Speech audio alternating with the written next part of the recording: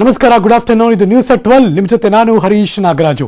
ಸಿಡಿ ಕೇಸಲ್ಲಿ ರಮೇಶ್ ಜಾರಕಿಹೊಳಿಯವರಿಗೆ clean chit ಸಿಕ್ತು. 1ನೇ ACMM ಕೋರ್ಟ್ಗೆ ಬಿ ರಿಪೋರ್ಟ್ ಸಲ್ಲಿಕೆ ಆಯಿತು. SIT ಇಂದ ತನಿಖಾ ವರದಿ ಸಲ್ಲಿಕೆ. Breaking news.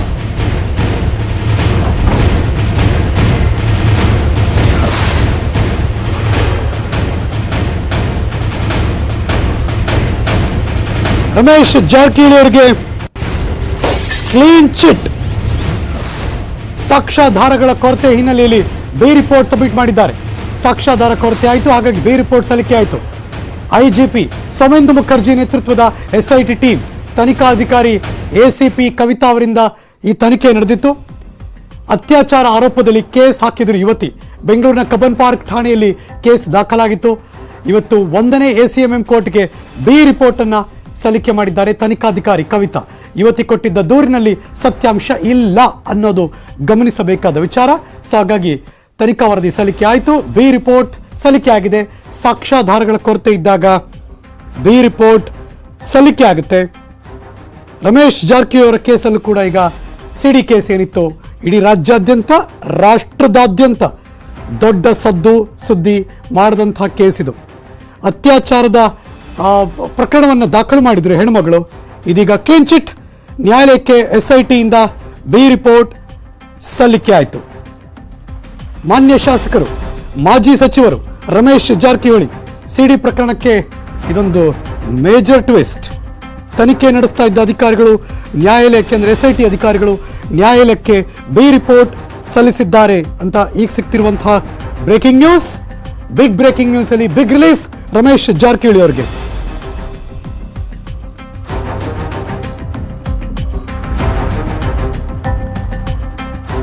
ಇದ್ರ ಬಗ್ಗೆ ಮತ್ತಷ್ಟು ಮಾಹಿತಿ ನನ್ನ ಸಹೋದ್ಯೋಗಿ ಗಂಗಾಧರ್ ವಾಗಟ ನೇರ ಸಂಪರ್ಕದಲ್ಲಿದ್ದಾರೆ.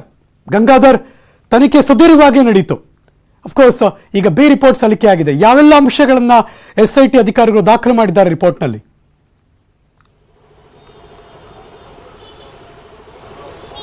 ಹರೀಶ್ ನಾಗರಾಜು, ಮಾಜಿ ಸಚಿವರು ಜೊತೆಗೆ ಶಾಸಕರಾಗಿರುವಂತಹ ರಮೇಶ್ ಜಾರಕಿಹೊಳಿಗೆ ಈ ಒಂದು ಸಿಡಿ ಪ್ರಕರಣದಲ್ಲಿ ಒಂದು ಮಹತ್ವದ ತಿರುವು ಸಿಕ್ಕಿರುವಂತದ್ದು. ಅವರಿಗೆ ಒಂದು ಈಗಾಗಲೇ ಏನು SIT ಅಧಿಕಾರಿಗಳು ಈಗ 1ನೇ ACM ನ್ಯಾಯಾಲಯಕ್ಕೆ ಒಂದು ಬಿ ರಿಪೋರ್ಟ್ ಅನ್ನ ಸಲ್ಲಿಕೆ ಮಾಡಿದ್ದಾರೆ. ಈ ಮೂಲಕವಾಗಿ ರಮೇಶ್ ಜಾರಕಿಹೊಳಿಗೆ ಒಂದು ಬಿಗ್ ರಿಲೀಫ್ ಸಿಕ್ಕಿದೆ ಅಂತಾನೆ ಹೇಳ್ಬೋದು. ಯಾಕಂದ್ರೆ ಏನು ಸಂತ್ರಸ್ತ ಯುವತಿ ಒಂದು ಆರೋಪಗಳನ್ನ ಮಾಡಿದ್ರು, ಒಂದು ದೂರನ್ನ ಕೊಟ್ಟಿದ್ರು, ಅದಕ್ಕೆ ಪೂರಕವಾದಂತಹ ಸಾಕ್ಷ್ಯಾಧಾರಗಳನ್ನ ಸಂತ್ರಸ್ತ ಯುವತಿ ಕೊಟ್ಟಿಲ್ಲ. ಜೊತೆಗೆ ಸಾಕ್ಷ್ಯಾಧಾರಗಳು ಜೊತೆಗೆ ಏನು ಆರೋಪಿ ಪರವಾಗಿ ಒಂದು ಟೆಕ್ನಿಕಲ್ ಎವಿಡೆನ್ಸ್ ಕೂಡ ಸಿಕ್ಕಿತ್ತು. ಜೊತೆಗೆ ಏನು ಸಂತ್ರಸ್ತ ಯುವತಿ ಮಾಡಿದಂತಹ ಆರೋಪಗಳಿಗೆ ಏನು ಒಂದು 164 ಹೇಳಿಕೆಯನ್ನ ನ್ಯಾಯಾಧೀಶರ ಮುಂದೆ ಕೊಟ್ಟಿದ್ರು. ಆದ್ರೆ ಪೊಲೀಸರ ಮುಂದೆ ಹೇಳಿಕೆಗಳು ಕೊಡುವಂತಹ ಸಂದರ್ಭದಲ್ಲಿ ಸಾಕಷ್ಟು ವ್ಯತ್ಯಾಸಗಳಿದಾವೆ.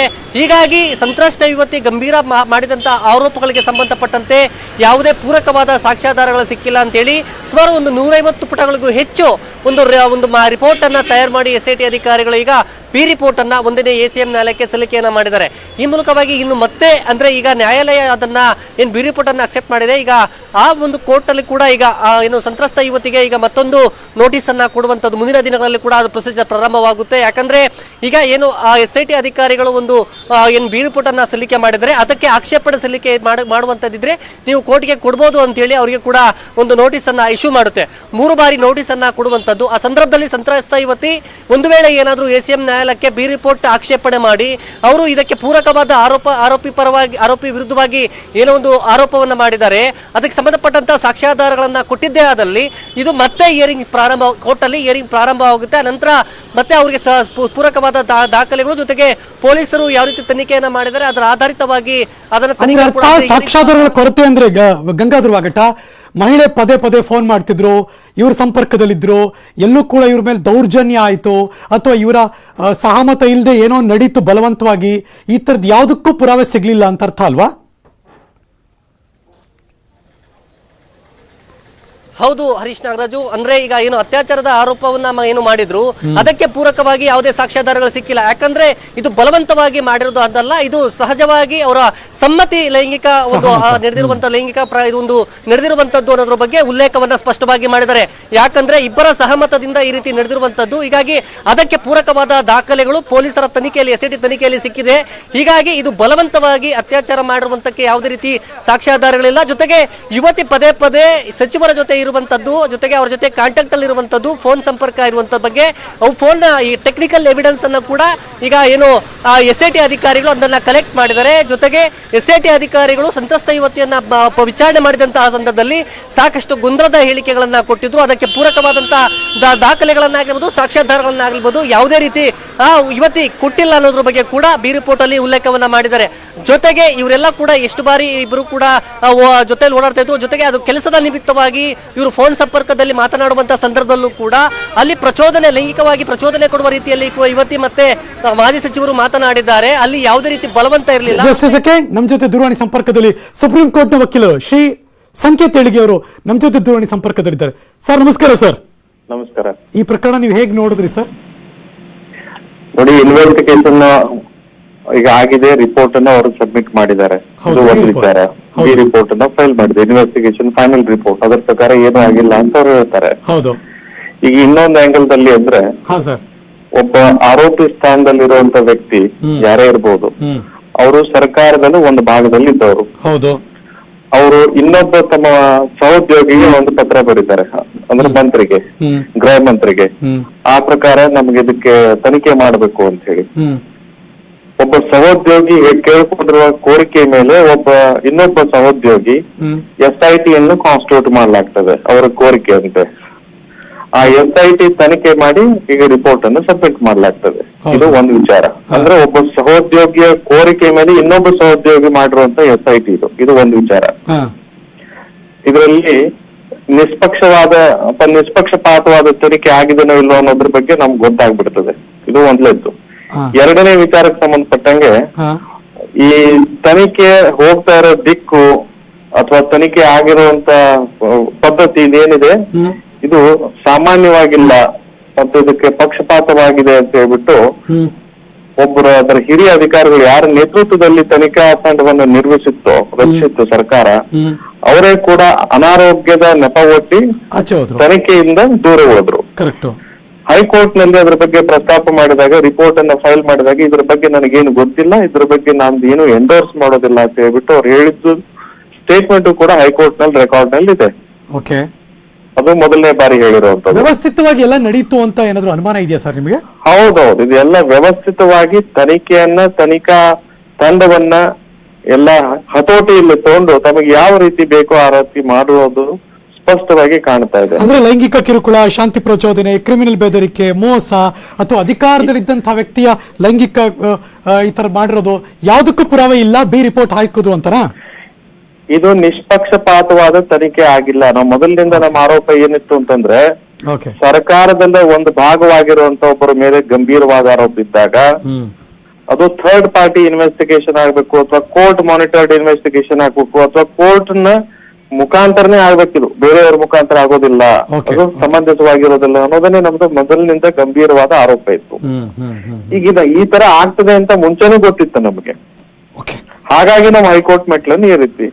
S sir, thank you. News 18 ಜೊತೆ ಮಾತಾಡೋದಕ್ಕೆ ಶ್ರೀ ಸಂಕೇತ್ ಏಣಿಗೆ ಅವರು.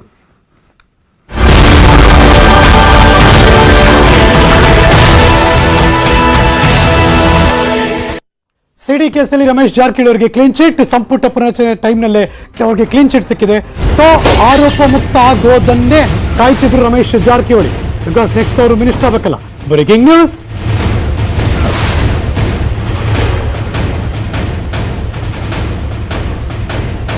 ಈಗ ಸಚಿವ ಸ್ಥಾನಕ್ಕೆ ಮತ್ತಷ್ಟು ಲಾಬಿ ಜೋರಾಗಿ ನಡೆಯುತ್ತೆ. ಮತ್ತೆ ಸಿಎಂ ಹಾಗೂ ಹೈಕಮಾಂಡ್ ಮೇಲೆ ಒತ್ತಡ ಹಾಕುವಂತ ಚಾನ್ಸಸ್ ಜಾಸ್ತಿ ಇರುತ್ತೆ. ಸೋಮವಾರ ದೆಹಲಿಗೆ ಹೋಗ್ತಿದ್ದಾರೆ ಮುಖ್ಯಮಂತ್ರಿಗಳು. ಆಪ್ತರ ಮೂಲಕ ಬೊಮ್ಮಾಯಿ ಹಾಗೂ ಹೈಕಮಾಂಡ್ ಮೇಲೆ ಇನ್ನಷ್ಟು ಒತ್ತಡಕ್ಕೆ ಸಿದ್ಧತೆ. ಗೋವಾ ಮಾಜಿ ಮುಖ್ಯಮಂತ್ರಿ ಮಹಾರಾಷ್ಟ್ರದ ದೇವೇಂದ್ರ ಫಡ್ನವೀಸ್ ಈಗಾಗಲೇ ದೆಹಲಿಯಲ್ಲಿದ್ದಾರೆ. ರಮೇಶ್ ಜಾರಕಿಹೊಳಿ ಅಲ್ಲಿ ಇನ್ನು ಬೇರೆಯವರಿಂದ, ಡೈರೆಕ್ಟಾಗಿ JP ನಡ್ಡಾ ಅವರಿಂದ, ಹೀಗೆ ಹಲವಾರು ರೀತಿಯಲ್ಲಿ ಮತ್ತಷ್ಟು ಒತ್ತಡವನ್ನು ತರುವ ಸಾಧ್ಯತೆಗಳು ದಟ್ಟವಾಗಿದೆ. ಇದುವರೆಗೆ ಇದೊಂದು ಹಿಡಿತಾ ಇದ್ರಲ್ಲ, ಕೇಸ್ ಇದೆ, ಏನಾಗುತ್ತೆ ನೋಡೋಣ ಅಂತ. ಕ್ಲೀನ್ ಚಿಟ್ ಬಂತು, ಬಿ ರಿಪೋರ್ಟ್ ಬಂತು ಅಂದಮೇಲೆ ಇನ್ನದು ಒತ್ತಾಯಪೂರ್ವಕವಾಗಲ್ಲ, ಸಹಮತದಿಂದ ನಡೆದಿರೋದು, ಅದಕ್ಕೆ ಪೂರಕವಾದಂತಹ ದಾಖಲೆಗಳಿಲ್ಲ. ಕಳೆದ ವರ್ಷ ಮಾರ್ಚಲ್ಲಿ ಹೆಣ್ಮಗಳು ದಾಖಲು ಮಾಡಿದ್ರು, ಅದಕ್ಕೆ ಪೂರಕವಾದಂತಹ ಸಾಕ್ಷಿಗಳಿಲ್ಲ. ಹಾಗಾಗಿ SIT ಅವರು ಬಿ ರಿಪೋರ್ಟ್ ಅನ್ನು ಸಲ್ಲಿಕೆ ಮಾಡಿದ್ದಾರೆ. ಹಾಗಾಗಿ ರಮೇಶ್ ಜಾರಕಿಹೊಳಿ ಅವರಿಗೆ ಬಿಗ್ ರಿಲೀಫ್, ಈ ಬೆನ್ನಲ್ಲಿ ರಾಜಕೀಯ ಚಟುವಟಿಕೆ ಜೋರಾಗಿ ನಡೀತಾ ಇದೆ. ದೆಹಲಿಯಲ್ಲಿದ್ದಾರೆ, ಮೊನ್ನೆ ಗೋವಾದಲ್ಲಿದ್ದರು, ಎಲೆಕ್ಷನ್ ಟೈಮು ದೇವೇಂದ್ರ ಫಡ್ನವೀಸ್ ಅಲ್ಲಿಗೆ ಬಂದಿದ್ದರು, ಮಾಜಿ ಮುಖ್ಯಮಂತ್ರಿ ಮಹಾರಾಷ್ಟ್ರದವರು ಅವ್ರ ಮೂಲಕ ಒತ್ತಡ ತರ್ತಾ ಇದ್ರು. ಈಗ ಡೈರೆಕ್ಟಾಗಿ ಡೆಲ್ಲಿಗೆ ಹೋಗಿದ್ದಾರೆ, ವರಿಷ್ಠರನ್ನ ಭೇಟಿ ಮಾಡ್ತಿದ್ದಾರೆ. ಮುಖ್ಯಮಂತ್ರಿಗಳು ಹೋಗೋ ತನಕ ಇವರಾಗಲೇ ಒಂದು 3-4 ಸುತ್ತಿನ ಮಾತುಕತೆ ನಡೆಸಿ ಫೈನಲ್ ಆಗಿ ಲೆಟ್ಸಿ ಮುಂದಿನ ಹಂತದ ಕ್ಯಾಬಿನೆಟ್ ಎಕ್ಸ್ಪಾನ್ಷನ್ನು ಶಫಲ್ಲೋ ಆಗ ರಮೇಶ್ ಜಾರಕಿಹೊಳಿಯವರು ತಾವು ಬಿಟ್ಟು ಕೊಟ್ಟ ಅದೇ ಸಚಿವ ಸ್ಥಾನ, ಅದೇ ಪೋರ್ಟ್ಫೋಲಿಯೋನ ಮತ್ತೆ ಪಡೆಯೋಕೆ ಸಾಧ್ಯ ಆಗುತ್ತಾ ಕಾದು ನೋಡಬೇಕು.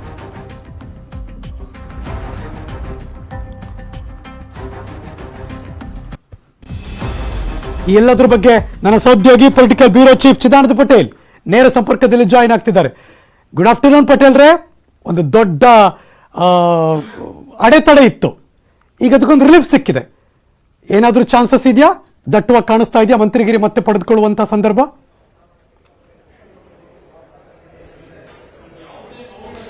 Good afternoon Harish Nagaraj. ರಮೇಶ್ ಜಾರಕಿಹೊಳಿಯವರ ಸಿಡಿ ಪ್ರಕರಣ ದೇಶಾದ್ಯಂತ ಸುದ್ದಿ ಮತ್ತು ಸದ್ದು ಮಾಡಿತ್ತು. ಯಡಿಯೂರಪ್ಪ ಸರ್ಕಾರದಲ್ಲಿ ಜಲಸಂಪನ್ಮೂಲ ಸಚಿವರಾಗಿದ್ದಂತಹ ರಮೇಶ್ ಜಾರಕಿಹೊಳಿಯವರು ಸಿಡಿ ಪ್ರಕರಣದಿಂದ ಮುಜುಗರಕ್ಕೊಳಗಾಗಿ ಕೊನೆಗೆ ಸಚಿವ ಸ್ಥಾನಕ್ಕೆ ರಾಜೀನಾಮೆಯನ್ನು ಕೊಟ್ಟರು. ಈ ಸಿಡಿ ಪ್ರಕರಣದ ಹಿಂದೆ ಕೆಪಿಸಿಸಿ ಅಧ್ಯಕ್ಷ ಡಿಕೆ ಶಿವಕುಮಾರ್ ಅವರಿದ್ದಾರೆ ಮತ್ತು ಅವರ ಪಟಾಲಮಿದೆ ಅಂತೇಳಿ ಗಂಭೀರ ಆರೋಪವನ್ನು ರಮೇಶ್ ಜಾರಕಿಹೊಳಿ ಕೂಡ ಮಾಡಿದ್ರು ಮತ್ತು ಬಿಜೆಪಿ ಅನೇಕ ನಾಯಕರು ಕೂಡ ಮಾಡಿದ್ರು. ಮತ್ತು ಈ ಪ್ರಕರಣದಲ್ಲಿ ಬಿಜೆಪಿ ನಾಯಕರು ಕೂಡ ಕಾಂಗ್ರೆಸ್ ನಾಯಕರ ಜೊತೆ ಕೈ ಜೋಡಿಸಿದ್ರು ಎಂಬ ಗಂಭೀರ ಆರೋಪ ಕೂಡ ಕೇಳಿಬಂದಿತ್ತು. ಈ ಎಲ್ಲದರ ನಡುವೆ ಕೂಡ ಏನು ಸಂತ್ರಸ್ತ ಯುವತಿ ರಮೇಶ್ ಜಾರಕಿಹೊಳಿ ಅವರ ವಿರುದ್ಧ ದೂರನ್ನು ನೀಡಿದ್ರೆ ಆ ದೂರಿನ ಆಧಾರದ ಮೇಲೆ ರಮೇಶ್ ಜಾರಕಿಹೊಳಿ ವಿರುದ್ಧ ಕೂಡ ದೂರು ದಾಖಲಾಗಿತ್ತು. ಮತ್ತೊಂದು ಕಡೆ ರಮೇಶ್ ಜಾರಕಿಹೊಳಿ ಕೂಡ ತಮ್ಮನ್ನ ಬ್ಲಾಕ್ ಮೇಲ್ ಮಾಡಲಾಗಿತ್ತು ಅಂತ ಹೇಳಿ ದೂರನ್ನು ಕೂಡ ಕೊಡಲಾಗಿತ್ತು. ಜೊತೆಗೆ ಇಡೀ ಪ್ರಕರಣದಲ್ಲಿ ಎಲ್ಲ ಒಂದು ಕಡೆ ಬಿಜೆಪಿಗೂ ಕೂಡ ಮುಜುಗರ ಆಗಿತ್ತು, ಸ್ವತಃ ಜಾರಕಿಹೊಳಿ ಕುಟುಂಬಕ್ಕೂ ಕೂಡ ಮುಜುಗರವಾಗಿತ್ತು.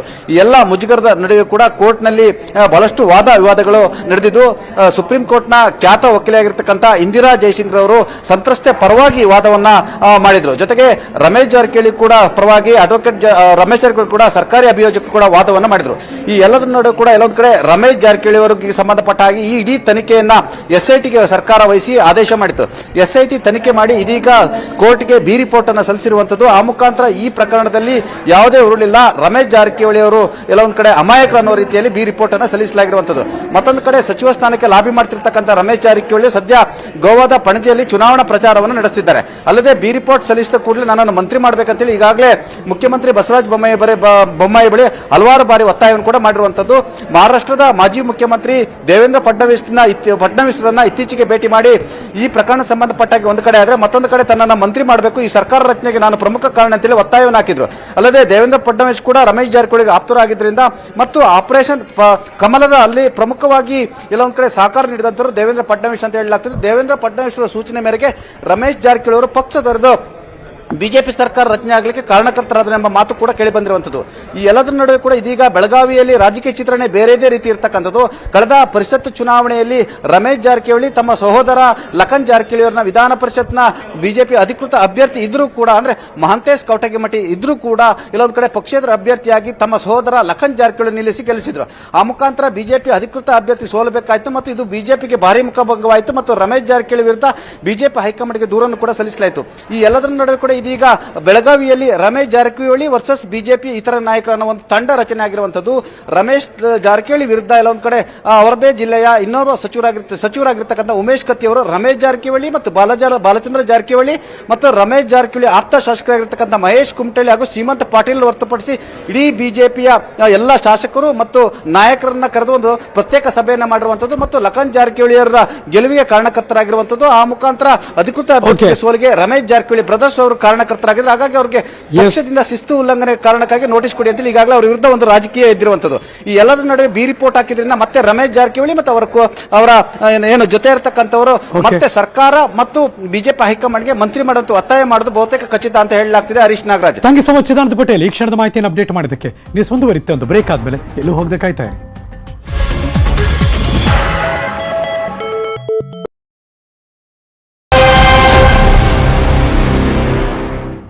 Welcome back. ಉಡುಪಿಯ ಕುಂದಾಪುರದಲ್ಲಿ ತಾರಕಕ್ಕೇರಿದೆ ಈ ಹಿಜಬ್ ವಿವಾದ.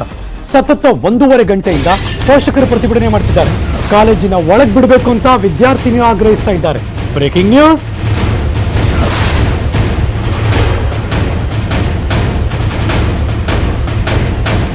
ಕಾಲೇಜಿನ ಒಳಗೆ ಬಿಡದೆ ತಡೀತಿದ್ದಾರೆ ಕುಂದಾಪುರ ಪೊಲೀಸರು. ಉಪನ್ಯಾಸಕರಿಂದ ಮಕ್ಕಳ ಮನವೊಲಿಕೆ ಪ್ರಯತ್ನ ನಡೀತು. ಹಿಜಬ್ ತೆಗೆದು ಬನ್ನಿ ಅಂತಿದ್ದಾರೆ ಪ್ರಿನ್ಸಿಪಾಲ್. ಅವ್ರು ಬಿಡ್ತಿಲ್ಲ, ಇವರು ಬಿಡ್ತಿಲ್ಲ. ಅವರು ಮನವೊಲಿಸೋ ಪ್ರಯತ್ನ ನಡೀತಾ ಇದೆ, ಅದು ಕೂಡ ಆಗ್ತಾ ಇಲ್ಲ. ಒಟ್ಟಿನಲ್ಲಿ ಕಾಲೇಜ್ ಎಂಟ್ರೆನ್ಸಲ್ಲಿ ಪೋಷಕರು ರೊಚ್ಚಿಗೆದ್ದಿದ್ದಾರೆ. ಅವರು ಕೂಡ ನಮ್ಮ ಮಕ್ಕಳು ವಿದ್ಯಾಭ್ಯಾಸ ಕಲಿಬೇಕು, ಒಳಗೆ ಬಿಡಿ ಅಂತಿದ್ದಾರೆ. ಅಂಡರ್ 18 ಏಜ್ ಸ್ಟೂಡೆಂಟಿಗೂ ಇಷ್ಟು ಜಸ್ಟಿಸ್ ಎಲ್ಲರಿಗೂ ಸೇಮ್ ಅಲ್ಲ, ಹೌದಲ್ವಾ? ನಾವೀಗ ಎಂತ ಕೇಳುದು, ನಮ್ಮ ರೈಟ್ಸ್, ನಮ್ಮ ಹಕ್ಕು, ಹೌದಲ್ಲ? ಅವ್ರು ಬಂದು ಮಾತಾಡ್ಲಿ, ಅವ್ರು ಯಾಕೆ ಅವಾಯ್ಡ್ ಮಾಡ್ತಿದ್ದಾರೆ?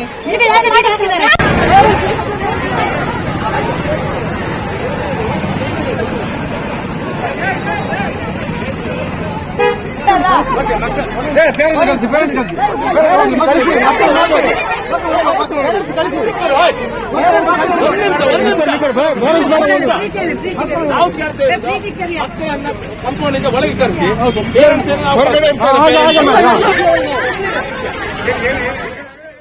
ಇದ್ರೆ ಕೊಡಿನಿ, ಅದ್ರ ಜೊತೆ ಸೀಲ್ ಮತ್ತೆ ಸಿಗ್ನೇಚರ್ ಇರ್ಬೇಕು ಅಂತ ಹೇಳಿದ್ವಿ ನಾವು. ನಮ್ ಜಸ್ಟ್ ಇದೇ ಬೇಕು. ಹಿಜಾಬ್ ನಮ್ದು ಪಾರ್ಟ್ ಆಫ್ ಲೈಫ್.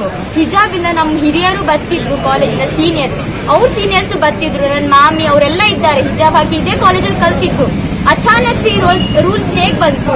ಏನ್ ರೀಸನ್ ಆಯ್ತು? ಹಿಜಾಬ್ ಇಂದ ಏನ್ ರೀಸನ್ ಆಯ್ತು? ಹಿಜಾಬ್ ಹಾಕೊಂಡ್ರೆ ಯಾರಿಗೇನ್ ತೊಂದ್ರೆ ಉಂಟು ಅದು ಹೇಳಿ ಅಲ್ವಾ? ಆನ್ಸರೇ ಕೊಡುದಿಲ್ಲ ಅವ್ರು ನಮ್ಮ ಮಾತಿಗೆ. ಜಸ್ಟ್ ಹೇಳ್ತಾರೆ ಸರ್ಕಾರದಿಂದ ಆರ್ಡರ್ ಬಂದಿದೆ, ಸರ್ಕಾರದಿಂದ ಆರ್ಡರ್ ಬಂದಿದೆ. ಸರ್ಕಾರಕ್ಕೆ ಹೇಗ್ ಆರ್ಡರ್ ಹೋಗುತ್ತೆ? ಟೀಚರ್ಸ್ ಹೇಳಿದ್ರೆ ಮಾತ್ರ ಸರ್ಕಾರಕ್ಕೆ ಆರ್ಡರ್ ಹೋಗೋದಲ್ವಾ?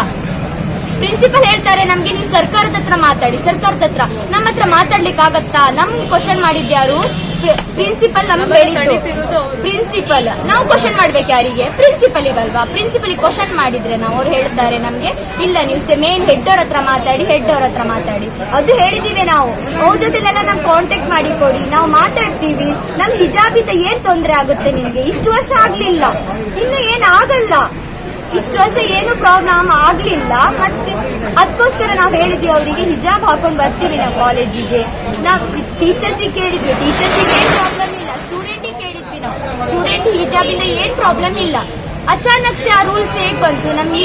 ನಿನ್ನೆಯಿಂದ ನಮ್ಗೆ ಕರೆಕ್ಟ್ ಹಿಜಾಬ್ ಅಲೌಡ್ ಇಲ್ಲ ಅಂತ ಹೇಳಿದ್ವಿ.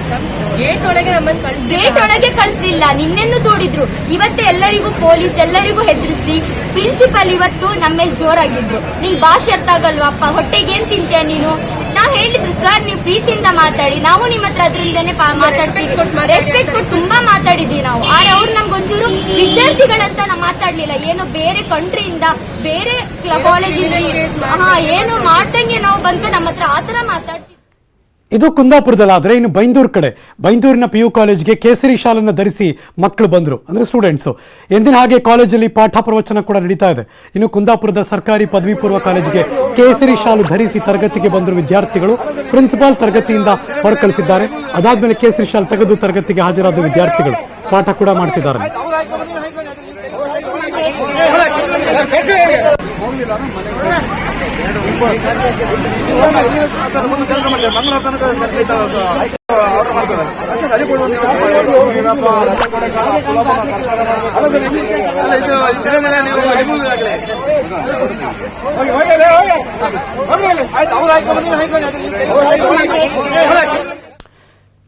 ಕರಾವಳಿಯಲ್ಲಿ ಹಿಜಾಬ್ ಪ್ರತಿಭಟನೆಯ ಹಿನ್ನೆಲೆಯಲ್ಲಿ ಪೊಲೀಸರಿಗೆ ಗೃಹ ಇಲಾಖೆ ಖಡಕ್ ಸೂಚನೆ ಕೊಟ್ಟಿದೆ. ಇದೀಗ ಬರ್ತಿರುವಂತಹ ಬ್ರೇಕಿಂಗ್ ನ್ಯೂಸ್. ಅಲ್ಲಿ ಯಾವುದೋ ಅಹಿತಕರ ಘಟನೆ ನಡೀಬಾರದು ಅಂತ ಗೃಹ ಸಚಿವರ ಗೃಹ ಇಲಾಖೆಯ ಸೂಚನೆ. Breaking news.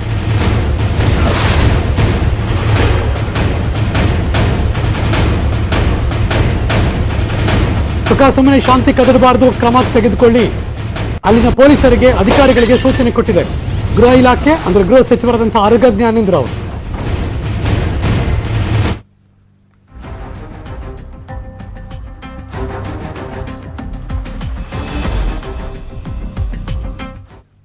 ನ್ಯೂಸ್ ಮುಂದುವರಿಯುತ್ತೆ ಮತ್ತೊಂದು ಬ್ರೇಕ್ ಆದ್ಮೇಲೆ, ಕಾಯ್ತಾ ಇದೆ. Welcome back. ಸಮವಸ್ತ್ರದ ಸಮರ ನಡೀತಾನೆ ಇದೆ. ಉಡುಪಿ ಅಂದ್ರೆ ಕರಾವಳಿ ಭಾಗದಲ್ಲಿತ್ತು, ಈಗ ಬೆಳಗಾವಿ ಭಾಗ. ಸಮವಸ್ತ್ರ ಕಡ್ಡಾಯ ಮಾಡಬೇಕು ಅಂತ ಸರ್ಕಾರ ಹೇಳಿಲ್ಲ. ಉಡುಪಿ ಆಯ್ತು, ಬೆಳಗಾವಿ ಭಾಗದಲ್ಲೂ ಕೂಡ ಹಿಜಾಬ್ ವಿವಾದ. ಅಫ್ಕೋರ್ಸ್ ಪ್ರತಿಪಕ್ಷದವರೆಲ್ಲ ಮಾತಾಡ್ತಿದ್ದಾರೆ, ಆಮೇಲೆ ಬರ್ತೀನಿ ನಾನು. ಕೇಸರಿ ಶಾಲು ಧರಿಸಿ ಕಾಲೇಜಿಗೆ ಬಂದರು ವಿದ್ಯಾರ್ಥಿಗಳು ಬೆಳಗಾವಿ ಭಾಗದಲ್ಲಿ. ರಾಮದುರ್ಗದಿಂದ ಬರ್ತಿರೋ ಬ್ರೇಕಿಂಗ್ ನ್ಯೂಸ್.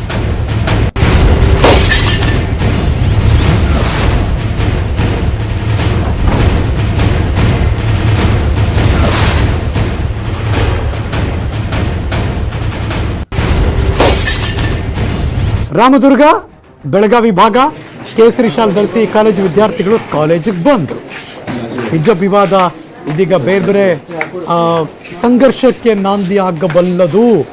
ಹಾಗಾಗಿ ಗೊತ್ತಿಲ್ಲ, ಸರ್ಕಾರ, ಗೃಹ ಇಲಾಖೆ, ಪೊಲೀಸರು ಏನೇನು ಕ್ರಮ ತಗೊಂಡು ಇದನ್ನು ಮತ್ತೆ ಹದ್ಬಸ್ತಿಗೆ ತರ್ತಾರೆ ಅಂತ. ಬಟ್ ವೆರಿ ಕ್ರೂಷಿಯಲ್, ಈಗ ರಾಮದುರ್ಗ, ಬೆಳಗಾವಿ ತುಂಬ ಜನ ಸ್ಟೂಡೆಂಟ್ಸ್ ಕೇಸರಿ ಶಾಲು ಧರಿಸಿ ಕಾಲೇಜಿಗೆ ಬಂದಿರೋ ದೃಶ್ಯ. ಇದು ರಾಮದುರ್ಗದ ಸರ್ಕಾರಿ ಶಾಲೆ ಕಾಲೇಜ್.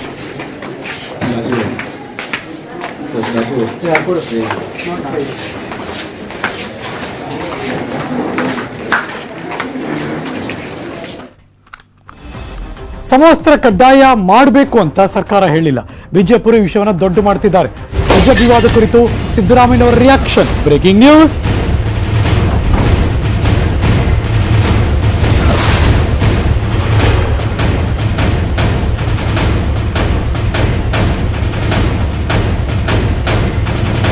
ಇದು ಸಿದ್ದರಾಮಯ್ಯನವರ ಮಾತು ಹಿಜಾಬ್ ವಿವಾದ ಕುರಿತು. ಕೇಸರಿ ಶಾಲು ಮೊದಲಿಂದ ಹಾಕ್ತಿದ್ರಾ? ಹಿಜಾಬ್ ಮೊದಲಿಂದನೂ ಹಾಕ್ತಿದ್ರು.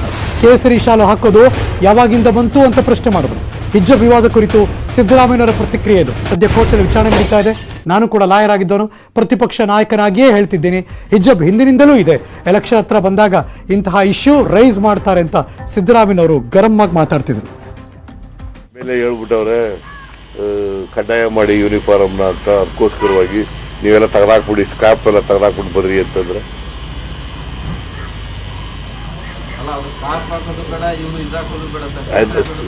ನಾನು ಪುನಃ ಅದನ್ನೇ ಕೇಳಿದ್ರೆ ಏನೇ ಹೇಳೋದು, ಅದ್ ಹಾಕೋದು ಬೇಡ, ಇದು ಹಾಕೋದು ಬೇಡ. ಇವ್ರು ಮೊದಲಿಂದ ಹಾಕ್ತಾರೆ, ಅವ್ರು ಹಾಕತ್ತಿದ್ರ? ಅವರು ರಾಜಕೀಯಕ್ಕೋಸ್ಕರ ಮಾಡಿದ್ದಾರೆ.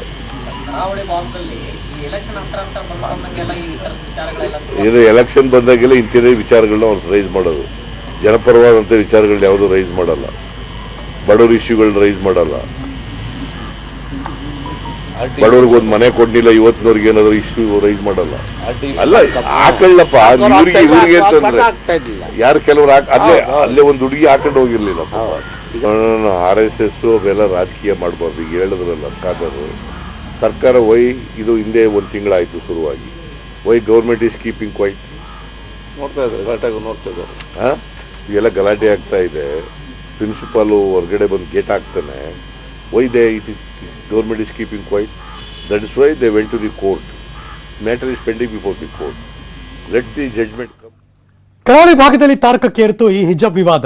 ಬಿಜೆಪಿ ವಿರುದ್ಧ ಹರಿಹಾಯ್ದರು ಜಮೀರ್ ಅಹಮದ್ ಖಾನ್. ಬಿಜೆಪಿಯಿಂದ ವೋಟ್ ಬ್ಯಾಂಕ್ ರಾಜಕೀಯ ಇದು ಅಂತ ಕಿಡಿಕಾರಿದ್ರು. Breaking news.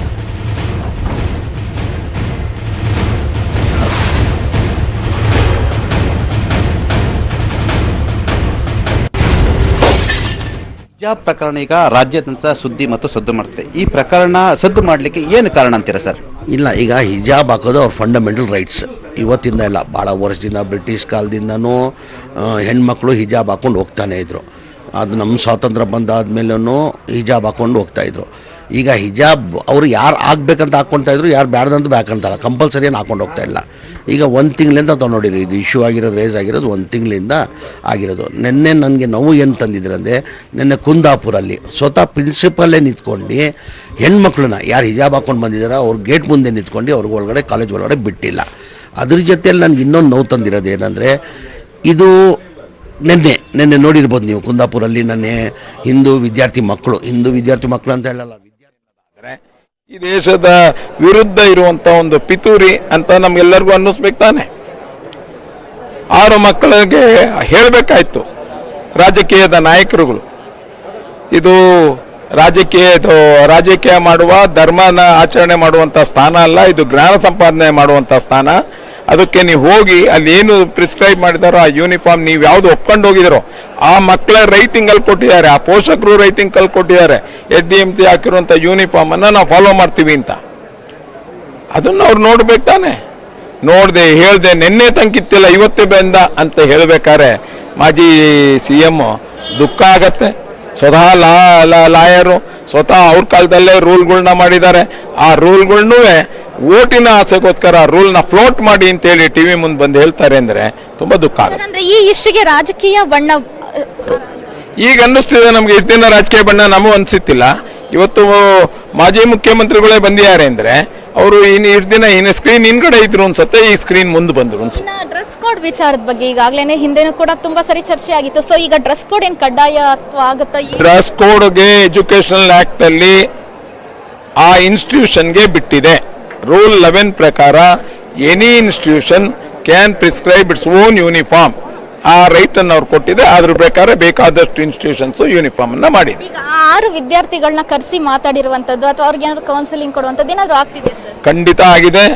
ಇಷ್ಟು ದಿನ ತುಂಬಾ ಪ್ರಯತ್ನಗಳಾಗಿದೆ. ಆದರೆ ಅದರಲ್ಲಿ ಮತ್ತದಲ್ಲೂ 2 ಮಕ್ಕಳು ಬರಬೇಕು ಅಂತಿದ್ದಾರೆ. ಒಂದಷ್ಟು ಹಿಂದ್ಗಡೆ ಇರುವಂತ ಶಕ್ತಿಗಳನ್ನ ಅವ್ರನ್ನ ಬರ್ದಂಗೆ ತಪ್ಪಿಸ್ತಾರೆ. ಯಾರು ಸರ್ ಹಿಂದಗಡೆ ಇರೋ ಶಕ್ತಿ ಅಂದ್ರೆ? ಒಂದು ನಮ್ಗೆಲ್ಲ ಗೊತ್ತಿದೆ, ಅಲ್ಲೊಂದು ಮುಸಲ್ಮಾನ್ ಆರ್ಗನೈಸೇಷನ್ನೇ ಸ್ಪಷ್ಟವಾಗಿ ಓಪನ್ ಆಗಿ ಬಂದಿರುವಂತದ್ದು ನಮ್ಗೆ ಗೊತ್ತಿದೆ. ಅದ್ರ ಜೊತೆಗೆ ಈಚೆ ಕಾಣ್ತಿರುವಂತದ್ದು ಬೇರೆ ಬೇರೆ ಪೊಲಿಟಿಕಲ್ ಪಾರ್ಟಿನೂ ಇರ್ಬೋದು ಅಂತ. ಈಗ ಎಜುಕೇಶನ್ ಬಗ್ಗೆ ಅಂದ್ರೆ ಇದೇ ರೀತಿಯ ಇಶ್ಯೂ ಆಗ್ತಿದ್ರೆ ಎಜುಕೇಶನ್ ಸಿಸ್ಟಮ್ ಏನಾಗಬೇಕು ಸರ್? ಖಂಡಿತ ಏನು ಆಗಲ್ಲಮ್ಮ. ಆ ತರ ಗಾಬರಿ ಆಗ್ಬೇಕಾದಂಥದ್ದು ಏನಿಲ್ಲ. ಯಾಕೆಂದ್ರೆ ಈ ದೇಶದಲ್ಲಿ ಬೇಕಾದಷ್ಟು ಆ ಕಮ್ಯುನಿಟಿಯ ಮಕ್ಕಳುಗಳು ಶಾಲೆಗಳಿಗೆ ಬರ್ತೀವಿ, ಆ ಶಾಲೆಯ ರೂಲ್ನ ಫಾಲೋ ಮಾಡ್ತೀವಿ. ಯಾರೋ ಕೆಲವು ಪಾಪ ಇನ್ನೋಸೆಂಟ್ ಮಕ್ಕಳುಗಳನ್ನ ಇಟ್ಕೊಂಡು ಇವ್ರು ರಾಜಕೀಯ ಮಾಡ್ತಾರೆ. ಅದು ಎದ್ದಿನ ಮಾಡ್ತಾರೆ. ಸತ್ಯ ಅನ್ನೋದು ಇವತ್ತೆಲ್ಲ ನಾಳೆ ಆಚೆ ಬರುತ್ತೆ. ಸರಿ, ಇದಕ್ಕೆ ಎಂಡಿಂಗ್ ಯಾವ ರೀತಿ ಸಿಗ್ಬೋದು ಅಂತ? ಎಂಡಿಂಗ್ ಈಗಾಗಲೇ ಹೇಳಿದ್ವಿ, ನಾವು ಸ್ಪಷ್ಟವಾಗಿ ರೂಲ್ ಮಾಡಿ ಕಳ್ಸಿದ್ವಿ. ಮುಂದಿನ ಶುಕ್ರವಾರ ಹೈಕೋರ್ಟ್ ಏನ್ ಹೇಳುತ್ತೋ ಅದ ಆಧಾರದ ಮೇಲೆ ಇದಕ್ಕೊಂದು ಎಂಡ್ ಬರ್ಬೋದು. ಸರ್, ಇದಿಷ್ಟು ಸಚಿವ ನಾಗೇಶ್ ಅವರ ಮಾತುಗಳು. ಹಂಸಶ್ಯಾಮಲ, ನ್ಯೂಸ್ 18 ಬೆಂಗಳೂರು. ಇದು ಸಚಿವ ಬಿಸಿ ನಾಗೇಶ್ ಅವರು ಈ ಕ್ಷಣ ಮಾತಾಡಿದ್ರು. Exclusive on news 18 Kannada. Let's move. ಹಿಜಾಬ್ ವಿವಾದಕ್ಕೆ ಯುಟಿ ಖಾದರ್ ಕೂಡ ಗರಂ ಆದ್ರು. ಸರ್ಕಾರದ ವಿರುದ್ಧ ಯುಟಿ ಖಾದರ್ ಗರಂ ಆದ್ರು. ಭಂಡಾರ್ಕರ್ ಶಾಲೆ ಆರಂಭವಾದಾಗಿನಿಂದ ಹಿಜಾಬ್ ಇದೆ, ನಿನ್ನೆ ಮೊನ್ನೆ ಶುರುವಾಗಿದ್ದಲ್ಲ. ಇದು ಯುಟಿ ಖಾದರ್ ಮಾತು. Breaking news.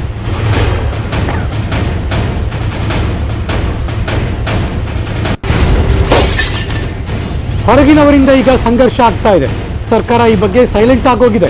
ಸರ್ಕಾರ ಕೂಡಲೇ ಮಧ್ಯಪ್ರವೇಶ ಮಾಡಬೇಕು ಅಂದ್ರು ಯುಟಿ ಖಾದರ್. ಈಗ ಉಡುಪಿ ಇದು 1 ತಿಂಗಳಾದರೂ ಕೂಡ ಸರ್ಕಾರ ಸ್ಪಷ್ಟವಾದ ತೀರ್ಮಾನ ಕೊಡಲಿಲ್ಲ, ಮೌನ ವಹಿಸಿದೆ. ಮತ್ತೆ ಕುಂದಾಪುರ PU ಬೋರ್ಡ್ ಸ್ಕೂಲಲ್ಲಿ ಕೂಡ 2 ದಿವಸ ಮುಂಚೆ ಸ್ಟಾರ್ಟ್ ಆಯಿತು. ಅಲ್ಲಿ ಹೋಗಿ ಪ್ರಿನ್ಸಿಪಲ್ ಬಂದ್ ಮಾಡಿದ್ದಾರೆ. ನಿನ್ನೆ ಭಂಡಾರ್ಕರ್ ಕಾಲೇಜಿನ ಡಿಗ್ರಿ ಕಾಲೇಜಿನಲ್ಲಿ ಈ ಒಂದು ಪರಂಪರೆ ಆ ಮಕ್ಕಳ ಹೆತ್ತವರು ಕೂಡ ಆಗ್ತಾ ಹೋಗ್ತಿದ್ರು. ಹೌದು, ಒಂದು ಭಂಡಾರ್ಕರ್ ಕಾಲೇಜ್ BP ಆದರೆ. ಸೊ ಆದ ಕಾರಣ ಇಲ್ಲೇನಿದೆ, ಹಿಂದಿಂದ ಬಂದದಂತೆ ಸರ್ಕಾರ ಎಲ್ಲ ಮೌನವಾಗಿದೆ, ನೋಡ್ತಾ ಇದ್ದಾರೆ. ಇದು ಆಗ್ಬೇಕಂತ ಇದೆ. ಶಾಲೆಯಲ್ಲಿ ಕೂಡ ಕೋಮುವಾದ ಸ್ಟಾರ್ಟ್ ಮಾಡ್ಲಿಕ್ಕೆ ಅವರು ಸರ್ಕಾರದ ಒಂದು ಬ್ಯಾಕ್ಗ್ರೌಂಡ್ ಇದೆ. ಸರ್ಕಾರ 1.5 ತಿಂಗಳ ಯಾಕೆ ಮೌನ ಇದೆ? ಯಾಕೆ ಸ್ಟ್ರಿಕ್ಟ್ ಆಗಿ ಒಂದು ಇಂಡಿಕೇಶನ್ ಕೊಡುದಿಲ್ಲ? ಸರಿಯಾ ತಪ್ಪ? ಏನು ಒಂದು ತೀರ್ಮಾನ ಸರ್ಕಾರ ಕೊಡ್ಬೇಕಲ್ಲ, ಕೊಡ್ಲೇ ಇಲ್ಲ.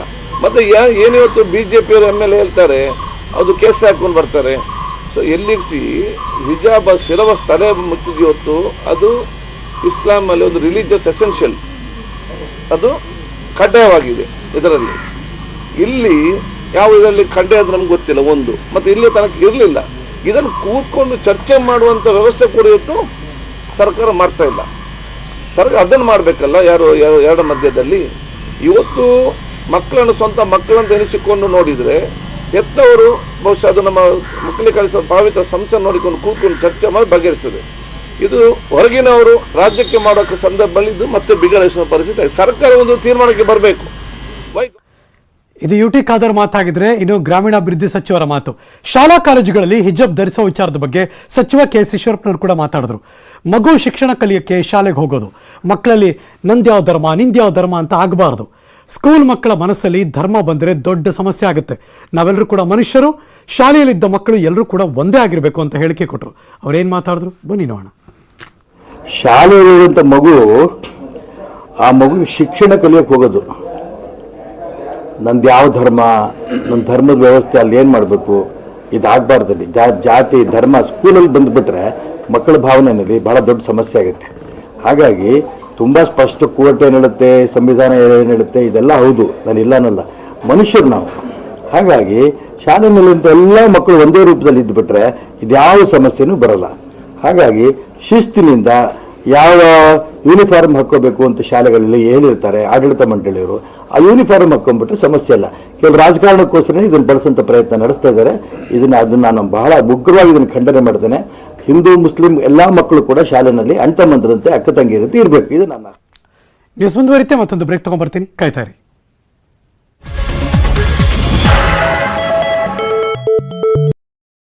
Welcome back. ರಾಜ್ಯದಲ್ಲಿ ಹಿಜಾಬ್ ಕೇಸರಿ ಶಾಲು ಸಂಘರ್ಷ ಈ ಗೊಂದಲಗಳಿಗೆ ಅಂತ್ಯ ಹಾಡೋಕೆ ಸರ್ಕಾರ ಯೋಚನೆ ಮಾಡ್ತಿದೆ. ಹಾಗಾದ್ರೆ ಶಿಕ್ಷಣ ಇಲಾಖೆಯ ಸಿದ್ಧತೆ ಏನು? Breaking news.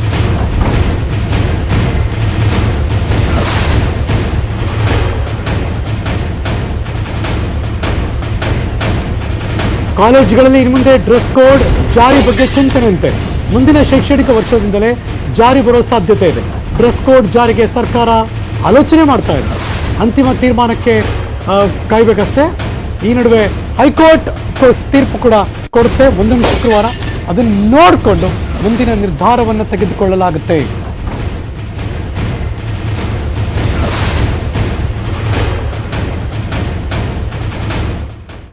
ಅಂದರೆ ಪದವಿ ಪೂರ್ವ ಕಾಲೇಜಿಗೆ ಡ್ರೆಸ್ ಕೋಡ್ ಮುಂದಿನ ಶೈಕ್ಷಣಿಕ ವರ್ಷದಿಂದ ನಿಯಮ ಜಾರಿಗೆ ಬರೋ ಥರ ಪ್ಲಾನ್ ಮಾಡ್ತಿದ್ದಾರೆ. ಧಾರ್ಮಿಕ ಭಾವನೆಗಳಿಗೆ ಧಕ್ಕೆ ಆಗದಂತೆ ಸಮವಸ್ತ್ರ ಇರಬೇಕು ಅನ್ನೋ ಪ್ಲಾನ್ ಅದು. ಸಮವಸ್ತ್ರದ ವಿನ್ಯಾಸ, ಕಲರ್ ಅಂದರೆ ಬಣ್ಣ ಎಲ್ಲವೂ ಕೂಡ ಸರ್ಕಾರ ಫೈನಲ್ ಮಾಡ್ತಾರೆ. ಕೇಂದ್ರೀಯ ವಿದ್ಯಾಲಯ CBSE ಬೋರ್ಡ್ ಮಾದರಿ ಥರ ಇಲ್ಲೂ ಡ್ರೆಸ್ ಇರುತ್ತೆ. ಕಾಲೇಜು ದಾಖಲಾತಿ ಸಂದರ್ಭದಲ್ಲಿ ಈ ಬಗ್ಗೆ ಮಾಹಿತಿ ಕೊಡ್ತಾರೆ. ಎರಡೂ ಜೊತೆ ಸಮವಸ್ತ್ರ ಕೊಡುವ ಬಗ್ಗೆ ಚರ್ಚೆ ಮಾಡ್ತಾರೆ. ಸಮವಸ್ತ್ರ ನೀಡೋದಕ್ಕೆ ಆರ್ಥಿಕ ಸಮಸ್ಯೆ ಆದರೆ SDMCಗಳಿಗೆ ಅದನ್ನು ಹೊಣೆ ಹೊರಿಸ್ತಾರೆ. ಇದೆಲ್ಲವೂ ಸರ್ಕಾರ ಈ ಜಂಜಾಟಗಳಿಂದ ಹೊರಗೆ ಬರೋದಕ್ಕೆ ಶಿಕ್ಷಣ ಇಲಾಖೆಯ ಆಲೋಚನೆ. ಮತ್ತಷ್ಟು ಮಾಹಿತಿ ನನ್ನ ಸಹೋದ್ಯೋಗಿ ಶರಣ ಹಂಪಿ ದೂರವಾಣಿ ಸಂಪರ್ಕದಲ್ಲಿ. ಗುಡ್ ಆಫ್ಟರ್ನೂನ್ ಶರಣ. Good afternoon Harish. ಯಾವತ್ತೂ ಎಚ್ಚೆತ್ಕೊಳ್ಬೇಕಾಗಿತ್ತು, ಇವತ್ತು ಆಯ್ತದು. ಬಟ್ ಏನ್ ಆಲೋಚನೆ ಮಾಡ್ತಿದೆ ಇಲಾಖೆ, ಸರ್ಕಾರ? ಬಟ್ ಸಾಕಷ್ಟು ರೀತಿ ಗೊಂದಲಗಳು ಕಂಟಿನ್ಯೂ ಆಗಿದೆ. ಕಳೆದ ವರ್ಷನೂ ಕೂಡ ಇತ್ತು, ಈ ಹಿಂದಿನ ವರ್ಷ ಇತ್ತು. ಬಟ್ ಈ ವರ್ಷ ಅತಿ ಹೆಚ್ಚಾಗಿ ಆಗ್ತಾ ಇರೋದು ಹಿಜಾಬ್ ಹಾಕೋ ಬರ್ತಿದಾರೆ ಅಂತ ಹೇಳಿ ಈಗ ಕೇಸರಿ ಶಾಲ್ ಕೂಡ ಸಂಘರ್ಷ ನಡೀತಾ ಇದೆ. ಅದರಲ್ಲೂ ಕೂಡ ದಕ್ಷಿಣ ಕನ್ನಡದಲ್ಲಿ ಅತಿ ಹೆಚ್ಚಾಗಿ ಈ ರೀತಿಯಾದಂತ ಗೊಂದಲ ಮತ್ತು ಸಂಘರ್ಷಕ್ಕೆ ಎಡೆ ಮಾಡಿಕೊಡ್ತಾ ಇದೆ. ಈ ಹಿನ್ನೆಲೆಯಲ್ಲಿ ಈ ಮೊದಲೇ ಕೂಡ ಶಿಕ್ಷಣ ಇಲಾಖೆಯಲ್ಲಿ ಈ ರೀತಿಯಾದಂತ ಒಂದು ಕಾನೂನಿತ್ತು. ಅದು ಕರ್ನಾಟಕ ಶಿಕ್ಷಣ ಕಾಯ್ದೆ 1983 ಮತ್ತು 95ರ ಕಾಯ್ದೆಯಡಿ ಸರ್ಕಾರ ಸಮವಸ್ತ್ರ ನೀತಿಯನ್ನ ಜಾರಿ ಮಾಡಬಹುದಾಗಿದೆ. ಇದು ಈಗ ಇಲ್ಲಿವರೆಗೂ ಕೂಡ ಇರೋದು 1ರಿಂದ 10ನೇ ತರಗತಿವರೆಗಿದೆ. ಅದನ್ನೇ ಈಗ PUC ಪ್ರಥಮ ಮತ್ತು ದ್ವಿತೀಯ ವಿದ್ಯಾರ್ಥಿಗಳು ಕೂಡ ಮಾಡ್ಲಿಕ್ಕೆ, ಅಂದ್ರೆ ಪದವಿ ಪೂರ್ವ ಶಿಕ್ಷಣ ಇಲಾಖೆನೂ ಕೂಡ ಈಗ ವಸ್ತ್ರ ಸಮಿತಿಯನ್ನ ಮಾಡ್ಲಿಕ್ಕೆ ಮುಂದಾಗ್ತಾ ಇದೆ. ವಸ್ತ್ರ ಸಮಿತಿ ಏನಾದ್ರೂ ನಿಜವಾಗ್ಲೂ ಕೂಡ ಕಂಟಿನ್ಯೂ ಆಯ್ತಂದ್ರೆ, ಆ ಕಾನೂನನ್ನ ತಂದ್ರೆ PUCಯಲ್ಲೂ ಕೂಡ ಈಗ ಯಾವ ರೀತಿಯಾಗಿ ಪ್ರಾಥಮಿಕ ಮತ್ತು ಪ್ರೌಢಶಾಲೆಯಲ್ಲಿ ಏನು ವಸ್ತ್ರವನ್ನ ಡ್ರೆಸ್ ಕೋಡ್ ಅನ್ನು ಹಾಕೊಂಡ್ ಬರ್ತಾ ಇದ್ದಾರೆ, ಬೇರೆ ಯಾವುದೇ ರೀತಿಯಾಗಿ ಧರ್ಮದ ಉಲ್ಲೇಖಿತವಾಗಿ ಆಗೋ ರೀತಿಯಾಗಿ ಡ್ರೆಸ್ ಗಳನ್ನ ಏನ್ ಹಾಕೋ ಬರ್ತಾರೆ, ಆ ರೀತಿ ಒಟ್ಟು ಧರ್ಮವನ್ನ ತೋರಿಸುವ ರೀತಿಯಾದಂತ ವಸ್ತ್ರಗಳನ್ನ ಯಾರು ಕೂಡ ಹಾಕೊಂಡ್ ಬರುವಂತಿಲ್ಲ. ಈ ಕಡೆಗೆ ಶಾಲ್ ಆಗ್ಬೋದು ಅಥವಾ ಈ ಕಡೆಗೆ ಹಿಜಾಬ್ ಕೂಡ ಆಗ್ಬೋದು. ಈ ರೀತಿಯಾಗಿ ಮಾಡ್ಲಿಕ್ಕೆ ಸರ್ಕಾರನು ಕೂಡ ಮುಂದಾಗ್ತಾ ಇದೆ. ಬಟ್ ಈ ಮಧ್ಯೆ ಹೈಕೋರ್ಟ್ಗೂ ಕೂಡ ಪ್ರಕರಣ ಹೋಗಿರೋ ಕಾರಣಕ್ಕಾಗಿ ಹೈಕೋರ್ಟ್ ಅಲ್ಲಿ ಯಾವ ರೀತಿಯಾದಂತ ನಿರ್ಧಾರ ಬರುತ್ತೆ ಅದರ ಬೇಸ್ ಮೇಲೆ ನಿರ್ಧಾರವನ್ನು ತೆಗೆದುಕೊಳ್ಳಲಿಕ್ಕೆ ಶಿಕ್ಷಣ ಇಲಾಖೆ ಮುಂದಾಗಿದೆ ಹರೀಶ್. ಓಕೆ, ಅವರ ಆದೇಶ ಹೊರಡೋದು ಅಥವಾ ಅದನ್ನ ಕಂಪಲ್ಸರಿ ಮಾಡೋದು ಕೋರ್ಟ್ ಏನ್ ಹೇಳುತ್ತೆ ಅನ್ನೋ ಆಧಾರದ ಮೇಲೆ ತಾನೆ? ಹೌದು ಹರೀಶ್ ಸರ್. ಈಗಾಗಲೇ ಯಾಕಂದ್ರೆ ಹಿಜಾಬ್ ಪರವಾಗಿ ವಿದ್ಯಾರ್ಥಿಗಳು ಕೂಡ ಈಗ ಹೈಕೋರ್ಟ್ ಮೊರೆ ಹೋಗಿದ್ದಾರೆ. ಹೈಕೋರ್ಟ್ ಈ ಬಗ್ಗೆ ಏನ್ ಸೂಚನೆ ಕೊಡುತ್ತೆ ಅಂತ ಹೇಳಿ, ಯಾಕಂದ್ರೆ ಸರ್ಕಾರ ಈ ವಸ್ತ್ರ ಸಮಿತಿಯನ್ನ PUCಯಲ್ಲೂ ಕೂಡ ತರಬಹುದು. ಯಾಕಂದ್ರೆ ಅದಕ್ಕೆ ಇರುವಂತ ಕಾನೂನು ಕೂಡ ಕರ್ನಾಟಕ ಶಿಕ್ಷಣ ಕಾಯ್ದೆ 83 ಮತ್ತು 95ರ ಕಾಯ್ದೆಯನ್ನ ರೆಪ್ರೆಸೆಂಟ್ ಮಾಡುತ್ತೆ. ಸೊ ಆ ಕಾಯ್ದೆ ಅಡಿಯಲ್ಲಿ ನಾವೆಲ್ಲವೂ ಕೂಡ ಈ ರೀತಿಯಾಗಿ ವಸ್ತ್ರ ಸಮಿತಿಯನ್ನ ಮಾಡಬೇಕಾಗತ್ತೆ. ಯಾಕಂದ್ರೆ ವರ್ಣ, ಧರ್ಮ, ಭಾಷೆ ಇವುಗಳ ಆಧಾರದ ಹಿನ್ನೆಲೆಯಲ್ಲಿ ನಾವು ವರ್ಗೀಕರಣ ಮಾಡ್ತಾ ಹೋದ್ರೆ ಮಕ್ಕಳಲ್ಲಿ ಶಿಕ್ಷಣ ನಿಜವಾಗ್ಲೂ ಕೂಡ ತಾರತಮ್ಯ ಆಗುತ್ತೆ. ಸರ್ಕಾರ ತೆಗೆದುಕೊಳ್ಳುತ್ತೆ ಅಂತ. ಥ್ಯಾಂಕ್ ಯು ಶರಣ ಹಂಪಿ, ಈ ಕ್ಷಣದ ಮಾಹಿತಿಯನ್ನು ಅಪ್ಡೇಟ್ ಮಾಡೋದಕ್ಕೆ. HD ಕೋಟೆ ರೆಸಾರ್ಟ್ ರಾಜಕೀಯದ ರಹಸ್ಯ.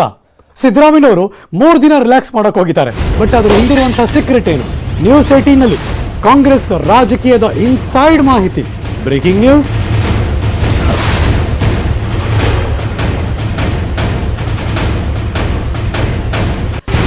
ಕಾಂಗ್ರೆಸ್ ಪಕ್ಷದ ಕೆಲವರ ವಿರುದ್ಧ ಸಿದ್ದರಾಮಯ್ಯವರು ಬೇಸರ ಪಟ್ಕೊಂಡಿದ್ದಾರಂತೆ. ಇಮೇಜ್ಗೆ ಡ್ಯಾಮೇಜ್ ಮಾಡಿದ್ದಾರೆ ಅಂತ ಯಾಕೋ ಬೇಜಾರು ಮಾಡ್ಕೊಂಡಿದ್ದಾರಂತೆ. ಯಾವ ನಾಯಕರ ವಿರುದ್ಧ ಅದು ಗೊತ್ತಾಗಬೇಕಷ್ಟೇ. ಸುತ್ತಮುತ್ತ ಇದ್ದು ಮುಜುಗರ ಮಾಡೋರಿಗೆ ಗೇಟ್ ಪಾಸ್ ಕೊಡೋ ಸಾಧ್ಯತೆ ಇದೆಯಂತೆ. ಇಂತಹ ನಾಯಕರಿಗೆ ಗೇಟ್ ಪಾಸ್ ಕೊಡೋದಕ್ಕೆ ಒಂದಷ್ಟು ಜನ ಸಲಹೆ ಕೊಟ್ಟಿದ್ದಾರಂತೆ. HD ಕೋಟೆ ರೆಸಾರ್ಟ್ನಲ್ಲಿ ಹಳೆಯ ಒಡನಾಡಿಗಳ ಜೊತೆ ಮಾತುಕತೆ ಎಲ್ಲ ನಡೆಸ್ತಾ ಇದ್ದಾರೆ ಅಂತ ಸುದ್ದಿ.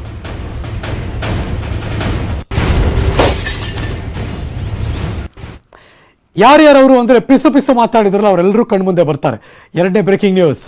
ಅಶೋಕ್ ಪಟ್ಟಣ್ ಈ ಮೂಲಕ ಸಿದ್ದು ಅವರ ಡ್ಯಾಮೇಜ್ಗೆ ಸುತ್ತಮುತ್ತ ಅನಗತ್ಯವಾಗಿ ಕಿರಿಕಿರಿ ಆಗ್ತಾ ಇತ್ತು. ಇನ್ನು ಪ್ರಕಾಶ್ ರಾಠೋಡ್ ವಿರುದ್ಧವೂ ಕೂಡ ಬೇಸರ ಮಾಡ್ಕೊಂಡಿದ್ದಾರಂತೆ. ಆಪ್ತರಂತೆ ಪೋಸ್ಟ್ ಕೊಟ್ಟು ಮುಜುಗರ ತರ್ತಾರಂತೆ ಅವರು. ಸಿದ್ದರಾಮಯ್ಯನವ್ರಿಗೆ ವೈಯಕ್ತಿಕ ಉಪಯೋಗ ಅವರಿಂದ ಏನೂ ಇಲ್ಲ. ಮತ್ತೊಬ್ಬ ನಾಯಕ ಉಗ್ರಪ್ಪ ವಿರುದ್ಧವೂ ಕೂಡ ಅಸಮಾಧಾನಗೊಂಡಿದ್ದಾರಂತೆ. Breaking news.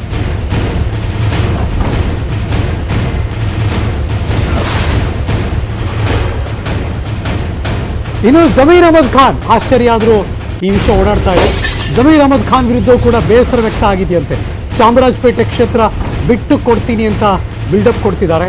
ಸಿದ್ದರಾಮಯ್ಯವರ ಹೆಸರಿನಲ್ಲಿ ಬೇಳೆ ಬೇಯಿಸ್ಕೊಳ್ಳೋದು ಹಿಂದೂ ವಿರೋಧಿ ಹೇಳಿಕೆಗಳಿಂದ ಡ್ಯಾಮೇಜ್, ಹೀಗಾಗಿ ಕೆಲವರನ್ನ ದೂರ ಇಡಿ ಅಂತ ಸಿದ್ದರಾಮಯ್ಯರಿಗೆ ಒಂದಷ್ಟು ಜನ ಸಲಹೆ ಕೊಡ್ತಿದ್ದಾರಂತೆ. ಎಲ್ಲ ಸಾಧಕ ಬಾಧಕಗಳ ಬಗ್ಗೆ ಚರ್ಚೆ ಮಾಡೋದಕ್ಕೆ HD ಕೋಟೆ ರೆಸಾರ್ಟ್ಗೆ ಮೊರೆ ಹೋಗಿದ್ದಾರೆ. ಅಲ್ಲಿ ಆರಾಮಾಗಿದ್ದಾರೆ. ಒಂದಷ್ಟು ಜನ ಜೊತೆ ಡಿಸ್ಕಷನ್ ಮಾಡ್ತಾ ಇದೆ. ಅಲ್ಲಿಯ ಇನ್ಸೈಡ್ ಸ್ಟೋರಿ ಬಗ್ಗೆ ಮಾಹಿತಿ ಕೊಡೋಕೆ ನನ್ನ ಸಹೋದ್ಯೋಗಿ political bureau chief Chidananda Patel ನೇರ ಸಂಪರ್ಕದಲ್ಲಿ. ಗುಡ್ ಆಫ್ಟರ್ನೂನ್ ಪಟೇಲ್ ರೇ, ಏನಿದು ಇನ್ಸೈಡ್ ಸ್ಟೋರಿ? ಏನು ನಡೀತಿದೆ? ಸಿದ್ದರಾಮಯ್ಯ ಜೊತೆ ಯಾರೆಲ್ಲ ಇದ್ದಾರಲ್ಲಿ?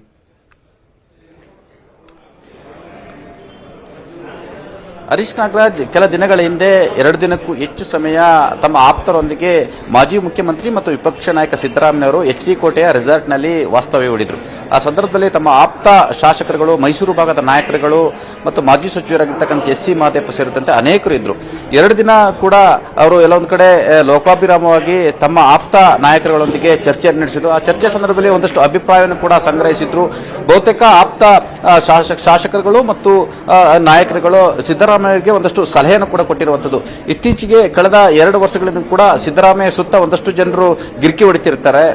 ಅದರಲ್ಲಿ ಪ್ರಮುಖವಾಗಿ ಮಾಜಿ ಶಾಸಕರಾಗಿರ್ತಕ್ಕಂಥ ಅಶೋಕ್ ಎಂ ಪಟ್ಟಣ್, ಮತ್ತೊಬ್ಬರು ಹಾಲಿ ವಿಧಾನ ಪರಿಷತ್ನ ಮುಖ್ಯ ಸಚೇತಕರಾಗಿರ್ತಕ್ಕಂಥ ಪ್ರಕಾಶ್ ರಾಥೋಡ್, ಮತ್ತೊಬ್ಬರು ಹಿರಿಯ ಶಾಸಕರಾಗಿರ್ತಕ್ಕಂಥ ಜಮೀರ್ ಅಹಮದ್. ಈ 3 ಶಾಸಕರು ತಾವು ಪ್ರತಿದಿನ ಕೂಡ ಅವರ ಜೊತೆ ನಿಮ್ಮ ಜೊತೆ ಇರತಕ್ಕಂಥದ್ದೇ ಇದು ನಿಮಗೆ ರಾಜಕೀಯವಾಗಿ ಕೂಡ ಡ್ಯಾಮೇಜ್ ಆಗುತ್ತೆ, ಸಾರ್ವಜನಿಕ ಕೂಡ ಡ್ಯಾಮೇಜ್ ಆಗುತ್ತೆ, ಮತ ಬ್ಯಾಂಕ್ ವಿಚಾರದಲ್ಲೂ ಡ್ಯಾಮೇಜ್ ಆಗುತ್ತೆ ಎಂಬ ಸಲಹೆಯನ್ನು ಕೊಟ್ಟಿರುವಂಥದ್ದು. ಪ್ರಮುಖವಾಗಿ ಅಶೋಕ್ ಎಂ ಪಟ್ಟಣ್ ರವರು ರಾಮದುರ್ಗ ಕ್ಷೇತ್ರದವರು, ಬೆಳಗಾವಿ ಜಿಲ್ಲೆಯ ರಾಮದುರ್ಗ ಕ್ಷೇತ್ರ ಅವರದು.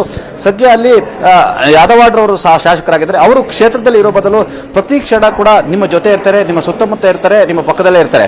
ಇದು ಎಲ್ಲ ಒಂದು ಕಡೆ ಅದು ಬೇರೆ ರೀತಿಯ ಸಂದೇಶವಾಗುತ್ತೆ. ಯಾಕಂತ ಹೇಳಿದ್ರೆ ಅವರು ನಿಮ್ಮ ಭಾರಿ ಅತ್ಯಾಪ್ತರು, ಅವರ ಆಪ್ತ ಸಲಹೆಗಳನ್ನು ತಾವು ಸ್ವೀಕರಿಸ್ತೀರಾ, ಅವ್ರು ಹೇಳ್ದಂತೆ ಕೇಳ್ತೀರ ಎಂಬ ಮಾತು ಕೂಡ ಕೇಳಿ ಬರ್ತಿರುವಂತದ್ದು. ಮತ್ತು ಇದನ್ನ ಅವರು ನಿಮ್ಮಲ್ಲಿ ಅತ್ಯಾಪ್ತರಾಗಿರುವಂತದ್ದೇ, ಆತ್ಮೀಯರಾಗಿರುವಂತದ್ದನ್ನೇ ದುರುಪಯೋಗ ಪಡಿಸಿಕೊಳ್ತಿದ್ದಾರೆ. ಹಾಗಾಗಿ ಅವ್ರನ್ನ ಒಂದಷ್ಟು ದೂರ ಇಡಿ ಅಂತೇಳಿ ಸಲಹೆಯನ್ನು ಕೊಟ್ಟಿರುವಂತದ್ದು. ನಂತರ ಅವರ ಜೊತೆ ಇನ್ನೋರ್ವ ನಾಯಕ ಆಗಿರ್ತಕ್ಕಂಥ ಪ್ರಕಾಶ್ ರಾಥೋಡ್ ಕೂಡ ಮಾಜಿ ಮುಖ್ಯಮಂತ್ರಿ ವಿಪಕ್ಷ ನಾಯಕ ಸಿದ್ದರಾಮಯ್ಯ ಸುತ್ತ ಗಿರಿಕಿ ಹೊಡಿತಿರ್ತಾರೆ. ಹಾಗಾಗಿ ಇವರು ಕೂಡ ನನಗೆ ಸಿದ್ದರಾಮಯ್ಯ ಆಪ್ತರ ರೀತಿ ಬಿಂಬಿಸಿಕೊಳ್ತಿದ್ದಾರೆ. ಇದು ಬೇರೆ ರೀತಿ ಸಂದೇಶ ರವಾನೆ ಆಗ್ತಿದೆ. ಇವರು ಯಾರು ಕೂಡ ಮಾಸ್ ಲೀಡರ್ಸ್ ಅಲ್ಲ. ಜೊತೆಗೆ ಇವರು ಆಯಾಯ ಕ್ಷೇತ್ರಕ್ಕೆ ಮಾತ್ರ ಸೀಮಿತವಾಗಿರುವಂತವರು. ಇವರಿಂದ ಬೇರೆಯವರಿಗೆ ತೊಂದರೆ ಆಗ್ತಿದೆ, ಬೇರೆಯವರಿಗೆ ಮುಜುಗರ ಆಗ್ತಿದೆ. ಹಾಗಾಗಿ ಇವರಿಬ್ಬರನ್ನು ಕೂಡ ಎಲ್ಲೊಂದು ಕಡೆ ತಮ್ಮ ಹತ್ತಿರ ಸುಳಿಯೋಕೆ ಅವಕಾಶ ಕೊಡಬೇಡಿ ಅಂತ ಸಲಹೆಯನ್ನು ಕೊಟ್ಟಿರುವಂತ. ಇನ್ನು ಪ್ರಮುಖವಾಗಿ ಬೆಂಗಳೂರಿನ ಚಾಮರಾಜಪೇಟೆ ಶಾಸಕರಾಗಿರ್ತಕ್ಕಂಥ ಜಮೀರ್ ಅಹಮದ್ ಕೂಡ ನಿಮ್ಮ ಜೊತೆ ಇರೋದನ್ನೇ ನನಗೆ ಸಿದ್ದರಾಮಯ್ಯ ಬಹಳಷ್ಟು ಕ್ಲೋಸ್ ಅತ್ಯಾಪ್ತರ ರೀತಿಯಲ್ಲಿ ಬಿಂಬಿಸಿಕೊಳ್ತಿದ್ದಾರೆ. ಜೊತೆಗೆ ತಮ್ಮನ್ನ ಪದೇ ಪದೇ ಚಾಮರಾಜಪೇಟೆಗೆ ಬಂದು ಚುನಾವಣೆಗೆ ನಿಲ್ಲಿ ಅಂತೇಳಿ ಪದೇ ಪದೇ ಮನವಿ ಮಾಡ್ಕೊಳ್ತಿರುವಂತದ್ದು. ಜೊತೆಗೆ ಎಲ್ಲ ಒಂದ್ ಕಡೆ ಅವರ ನಿಲುವುಗಳು ಕೆಲವೊಮ್ಮೆ ಮತ್ತು ಅವರ ಹೇಳಿಕೆಗಳು ಹಿಂದೂ ವಿರೋಧಿ ಹೇಳಿಕೆಗಳಿರ್ತವೆ. ಇದು ಎಲ್ಲೊಂದ್ ಕಡೆ ವೋಟ್ ಬ್ಯಾಂಕಿಗೆ ಹೊರತ ಬೀಳುತ್ತೆ. ಜೊತೆಗೆ ತಮ್ಮ ಇಮೇಜ್ ಕೂಡ ಡ್ಯಾಮೇಜ್ ಆಗುತ್ತೆ. ಹಾಗಾಗಿ ಈ ಮೂವರನ್ನು ಕೂಡ ಎಲ್ಲೊಂದ್ ಕಡೆ ತಾವು ಹತ್ತಿರ ಬಿಟ್ಕೊಳ್ಬೇಡಿ ಎಂಬ ಸಲಹೆಯನ್ನು ಕೂಡ ಕೊಟ್ಟಿರುವಂತದ್ದು.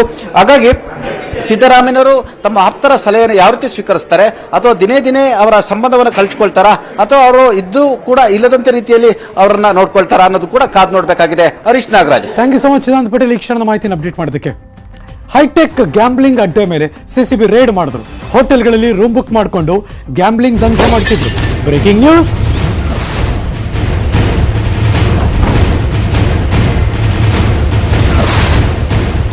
ಗ್ಯಾಂಬ್ಲಿಂಗ್ ದಂಧೆ ಮಾಡ್ತಿದ್ದ 6 ಜನ ಅರೆಸ್ಟ್, ಬಂಧಿತರಿಂದ 21 ಲಕ್ಷ ಸೀಸ್ ಮಾಡಿದ್ದಾರೆ. ಹೈಗ್ರೌಂಡ್ ಠಾಣೆಯಲ್ಲಿ ಪ್ರಕರಣ ದಾಖಲಾಗಿದೆ.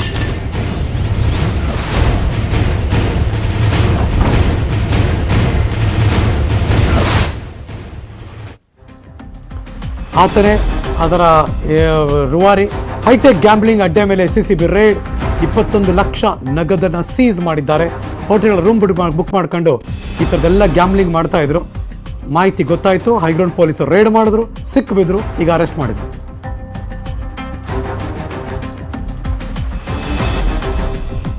ನಿನ್ನೆ ನ್ಯೂಸ್ ನಾವು ಬ್ರೇಕ್ ಮಾಡಿದ್ವಿ, ಫಾಲೋ ಅಪ್ ಮಾಡಿದ್ವಿ. ಇವತ್ತಾಗಲೇ ದೊಡ್ಡ ಮಟ್ಟದಲ್ಲಿ ಇಂಪ್ಯಾಕ್ಟ್ ಆಗೋಕೆ ಶುರುವಾಯಿತು. BDA ಅಪಾರ್ಟ್ಮೆಂಟ್ಗಳ ಬಗ್ಗೆ ನ್ಯೂಸ್ 18ನ ವರದಿ. ಕೊಮ್ಮಘಟ್ಟ ಅಪಾರ್ಟ್ಮೆಂಟ್ BDA ಅಧಿಕಾರಿಗಳು ಭೇಟಿ ಕೊಟ್ಟರು. ಬಿರುಕು ಬಿಟ್ಟ ಗೋಡೆಗಳನ್ನು ಪರಿಶೀಲನೆ ಮಾಡ್ತಿದ್ದಾರೆ ಅಲ್ಲಿನ engineers. Breaking news.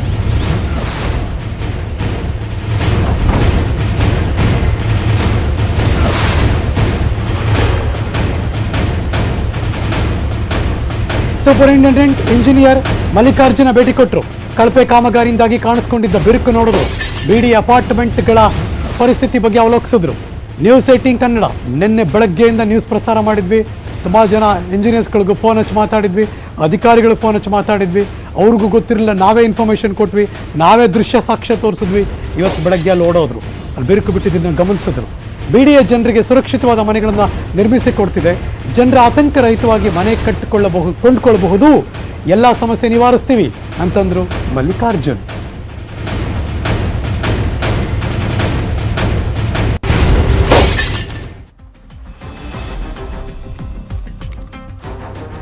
Engineer Mallikarjun ಅಲ್ಲೋಗಿ ಚೆಕ್ ಮಾಡ್ತಿದ್ರು ಎಲ್ಲೇನೇನಾಯ್ತು ಅಂತ. ನಾವು ನೆನ್ನೆ ತೋರಿಸಿದ್ವಲ್ಲ ಬಿರುಕು, ನೋಡಿ ಸರ್ ನಿಮ್ಗೆ ಗೊತ್ತಿಲ್ಲ, ತೋರಿಸ್ತಾ ಇದ್ದೀವಿ ನಾವು ಅಂತ ಎಲ್ಲ ಕಡೆ ಕರ್ಕೊಂಡೋಗಿ ತೋರಿಸಿದ್ವಿ. ಅವರೇ ಇವತ್ತು ಸ್ಥಳ ಪರಿಶೀಲನೆ. ಎಲ್ಲ NBC ನಾಮ್ಸ್ ಯೂಸ್ ಮಾಡಿದ್ದಾರೆ, ಟೆಂಡರ್ ಪ್ರಕಾರ ಮಾಡಿದ್ದೀವಿ.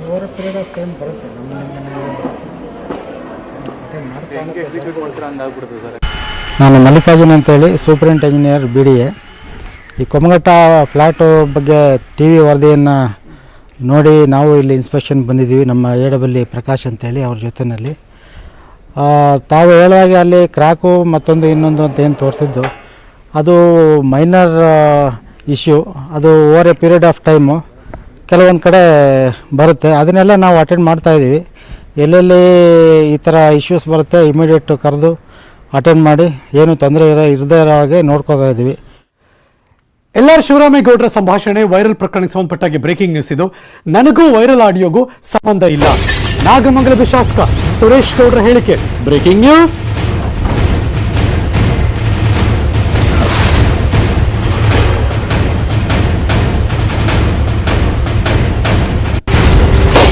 ಆ ಭಾಗದಲ್ಲಿ LR ಶಿವರಾಮೇಗೌಡರು ಮತ್ತು ಸುರೇಶ್ ಗೌಡ್ರು ಅನ್ನೋ ವರ್ಸಸ್ ಸುರೇಶ್ ಗೌಡ್ರು ಅನ್ನೋ ಥರ ಆಗೋಗಿದೆ. ಅವ್ರು ಯಾರ ಜೊತೆನೆ ಮಾತಾಡ್ತಿದ್ದು, ಅದು ಯಾರೋ ಎಡಿಟ್ ಮಾಡಿದ್ದಾರೆ ಅಂತ, ಇನ್ನೊಬ್ಬ ಹೆಣ್ಮಗಳಲ್ಲಿ ಅವ್ರ ಫೋಟೋ ಹಾಕಿದ್ದಾರೆ, ಅವ್ರು ಮಾತಾಡಿದ್ದಾರೆ ಅಂತ, ಈ ಥರದ್ದೆಲ್ಲ ನಡೀತಾ ಇದೆ. ಈಗ ಸುರೇಶ್ ಗೌಡ್ರ ರಿಯಾಕ್ಷನ್ ಬಂತು. ಬೇಕಾದರೆ CBI ತನಿಖೆ ನಡೆಸಲಿ, ಈ ವಿಚಾರವಾಗಿ ಪ್ರಮಾಣ ಬೇಕಾದರೂ ಮಾಡ್ತೀನಿ ಅಂದರು ನಾಗಮಂಗಲದ ಶಾಸಕ ಸುರೇಶ್ ಗೌಡ್ರು. ಅದೇ ನಮ್ಮ ಪಕ್ಷದ ಹೈಕಮಾಂಡ್ ತೀರ್ಮಾನ. ಪಕ್ಷಕ್ಕೆ ಮುಜುಗರವನ್ನು ತಪ್ಪಿಸ್ಕೊಳ್ಳಿಕ್ಕೆ ಅದು ಕ್ರಮ ತಗೊಂಡಿದೆ ಅಂತ ಭಾವಿಸ್ತೀನಿ. ಅದಕ್ಕೊಂದು CBI ಎನ್ಕ್ವೈರಿ ಯಾವ್ದಾರು ಮಾಡಿಸಿದ್ರೆ ಸತ್ಯ ಆಚೆ ಬರುತ್ತೆ. ನನಗೂ ಅದಕ್ಕೆ ಅದು ಸಂಬಂಧ ಇಲ್ಲ. ಅದಕ್ಕೆ ಹೇಳಿ ನಾನು ನೇರವಾಗಿ ಒಂದು CBI ತನಿಖೆ ಮಾಡಿಸ್ಬಿಟ್ರೆ ಯಾರು ಆಡಿಯೋಲ್ಲ ಅವತ್ತು, ಎಲ್ಲೋಯ್ತು, ಆ ಮಹಿಳೆ ಮಾಡಿದ್ರ, ಇಲ್ಲ ಅವ್ರು PA ಮಾಡಿದ್ರ, ಯಾರು ಕಾಂಗ್ರೆಸ್ದವ್ರು ಮಾಡ್ತಿದ್ರ, ದಳದವ್ರು ಮಾಡಿದ್ರೆ ಎಲ್ಲ ಗೊತ್ತಾಗ್ಬಿಡುತ್ತಲ್ಲ. ನನಗೆ ಯಾವ ತೈಜವದಲ್ಲ ಏನು. ಅದು ಒಂದು ಪಕ್ಷದಲ್ಲಿ ಇದ್ದಂಥ ಸಂದರ್ಭದಲ್ಲಿ ಪಕ್ಷದ ವರಿಷ್ಠ ತೀರ್ಮಾನ ತೆಗೆದುಕೊಳ್ತಾರೆ. ಅದಕ್ಕೆ ಅವ್ರಿಗೆ ಕೇಳಬಾರ್ದು ಅಂತ ನಾನು ಯಾವತ್ತು ಹೇಳಿಲ್ವಲ್ಲ. ಸುನೀತಾ ನಿಮ್ಗೆ ಪರಿಚಯಿಸ್ತಾರೆ ಸರ್? ನಮ್ಮ ಪಕ್ಷದ ಕಾರ್ಯಕರ್ತೆ, ಚೆನ್ನಾಗೇ ಪರಿಚಯ. ಪಾತ್ರ ಇಲ್ವಾ ಸರ್ ಹಾಗಾದ್ರೆ? ಎಲ್ಲಿ ಪ್ರಮಾಣ ಮಾಡಬೇಕು ಅಂತ ಹೇಳ್ತೀರಾ ಸರ್? ಎಲ್ಲಿ ಪ್ರಮಾಣ ಮಾಡೋದು ನಿಮ್ಗೆ ನಂಬಿಕೆ ಬರ್ತಾರೆ ಅಲ್ಲ. ಅದೇನು ಮಾಡ್ಲಿಕ್ಕೆ ಹಾಕಿಲ್ಲ, ಸೋಷಿಯಲ್ ಮೀಡಿಯಾದ ಬಾಯಿ ಬಂದ ಬರುತ್ತೆ, ಅದಕ್ಕೆ ನಾನು ಉತ್ತರ ಕೊಟ್ಟು ಈಗ ಪಕ್ಷದ ಎಲ್ಲಾ ಪಕ್ಷದಲ್ಲೂ ಭಿನ್ನಾಭಿಪ್ರಾಯ ಸಹಜ. ಅದನ್ನ ಪಕ್ಷದ ಇತಿಮಿತಿ ಒಳಗೆ ಕೂತ್ಕೊಂಡು ತೀರ್ಮಾನ ಮಾಡ್ಕೋಬೇಕಾಗ್ತದೆ. ಅದನ್ನ ಬಿಟ್ಟು ನಮ್ಮ ಪಕ್ಷದ ನಾಯಕರುಗಳು ನಾವೇ ಟೀಕೆ ಮಾಡ್ಕೊಂಡು ಹೊರಟಾಗ ಅದನ್ನ ಸರಿಪಡಿಸೋರು ಯಾರ ಮುಂದಕ್ಕೆ. ನಂಗೆ ಲಾಭನೂ ಇಲ್ಲ, ನಷ್ಟನೂ ಇಲ್ಲ. ನಾನು ಅವ್ರ ಮೇಲೆ ಡಿಪೆಂಡ್ ಆಗಲ್ಲ, ಆಗಿರಲಿಲ್ಲ. ಅದು ವೈಯಕ್ತಿಕವಾಗಿ ನಂದು ಕೇಳೋದಾದ್ರೆ ಮಾದೇಗೌಡರದು ಅವ್ರದೇ ಆದಂಥ ಹೋರಾಟವನ್ನು ಮಾಡಿ ಈ ಮಂಡ್ಯ ಜಿಲ್ಲೆಗೆ ಅವ್ರದೇ ಆದಂಥ ಕೊಡುಗೆಗಳಿದ್ದಾವೆ. ಅದ್ರ ಜೊತೆಗೆ ಅವ್ರು ನಮ್ಮ ಮುಂದೆ ಇಲ್ಲ, ಅವರು ಇವತ್ತು ನಮ್ಮ ಮುಂದೆ ಇಲ್ಲ. ಅಂಥ ಸಂದರ್ಭದಲ್ಲಿ ಅವರ ಹೆಸರು, ಅವ್ರ ಚರ್ಚೆ ಅನಾವಶ್ಯಕವಾಗಿತ್ತು. ಅದು ಹೈಕಮಾಂಡೇಶನ್, ನಂದೇನಿಲ್ಲ. ಈಗ ಮಾಡಿರೋದಕ್ಕೂ ನನ್ನ ಕೈವಾಡ ಇಲ್ಲ, ನೆಕ್ಸ್ಟ್ ತಗೊಂಡ್ರು ನನ್ನ ಕೈವಾಡ ಇರಲ್ಲ. ದ್ವಿಚಕ್ರ ವಾಹನಕ್ಕೆ ಕಾರೊಂದು ಡಿಕ್ಕಿ ಹೊಡಿತು. ಈ ಘಟನೆ ಮಂಗಳೂರಿನ ಊರ್ವ ಪೊಲೀಸ್ ಠಾಣಾ ವ್ಯಾಪ್ತಿಯಲ್ಲಿ ನಡೆಯಿತು. ಆಕ್ಸಿಡೆಂಟ್ನ ದೃಶ್ಯ CCTV ಕ್ಯಾಮೆರಾದಲ್ಲಿ ಸರಿಯಾಯಿತು. ಕಾರಿನ ಬ್ರೇಕ್ ಪೆಡಲ್ ವರ್ಕ್ ಆಗದೆ ನಿಯಂತ್ರಣ ಕಳ್ಕೊಂಡಿದ್ದಕ್ಕೆ ಈ ಅಪಘಾತ ಆಗೋಗಿದೆ. ನೀವು ನೋಡ್ತಿರುವಂತಹ ದೃಶ್ಯ. ಘಟನೆಯಲ್ಲಿ ದ್ವಿಚಕ್ರ ವಾಹನ ಸವಾರಿಗೆ ಗಾಯ ಆಗಿದೆ, ಆಸ್ಪತ್ರೆಗೆ ದಾಖಲಾಗಿದ್ದಾರೆ. ಅಯ್ಯೋ, 2 ಕಾರು ಹಾಗೂ ದ್ವಿಚಕ್ರ ವಾಹನ ಸಂಪೂರ್ಣ ಜಖಂ. ಕಾರು ಚಾಲಕ ವಿವೇಕಾನಂದ ಶೆಣೈ ವಿರುದ್ಧ ಕೇಸ್ ದಾಖಲಾಯಿತು. ಕಾರನ್ನು ಪೊಲೀಸರು ವಶಕ್ಕೆ ಪಡ್ಕೊಂಡಿದ್ದಾರೆ.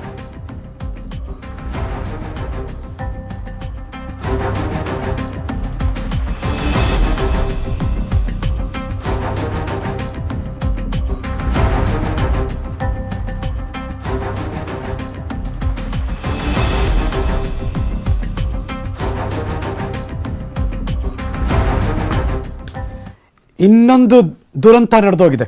ಚಲಿಸ್ತಾ ಇದ್ದ ಬಸ್ಸನ್ನು ವಿದ್ಯಾರ್ಥಿಯೊಬ್ಬ ಓಡ್ ಹೋಗಿ ಹತ್ತಕ್ಕೋಗಿ ಬಸ್ಸಿಂದ ಕೆಳಗೆ ಬಿದ್ದಿದ್ದಾನೆ. ಶಿವಮೊಗ್ಗದ ಸಾಗರ ತಾಲೂಕಿನ ಕಾರ್ಗಲ್ ಪಟ್ಟಣದಲ್ಲಿ ಈ ಘಟನೆ ನಡೆದಿದೆ. ತುಂಬ ಜನ ಮಾಡ್ತಾರೆ ಈ ಥರ. ಅಯ್ಯೋ, ತುಂಬ ಸ್ಪೀಡಾಗೇ ಇದೆ. ತುಂಬ ಸ್ಪೀಡ್ ಇದೆ ಬಸ್. ಅದು ನಿಧಾನಕ್ಕಿದ್ರೆ ಅಟ್ಲೀಸ್ಟ್ ಮ್ಯಾನೇಜ್ ಮಾಡಿ ಹತ್ಬೋದು, ಬಟ್ ಅದರಲ್ಲೂ ಸಾಹಸ ಮಾಡ್ತಾರೆ. ಬಸ್ ನಿಲ್ದಾಣದಿಂದ ಬಸ್ ಹೊರಡ್ತು, ವಿದ್ಯಾರ್ಥಿ ಹೋಗಿ ಬಸ್ ಹತ್ತಕ್ಕೆ ಟ್ರೈ ಮಾಡ್ದ, ಆದರೆ ಬಸ್ ಚಲಿಸ್ತಿದ್ದರಿಂದ ನಿಯಂತ್ರಣ ತಪ್ಪಿ ಬಿದ್ದ. ಅಷ್ಟು ಈಸಿ ಅಲ್ಲ ಅದು. ಕೊನೆಗೆ ಅವನಿಗೆ ಏನೂ ಆಗಿಲ್ಲ.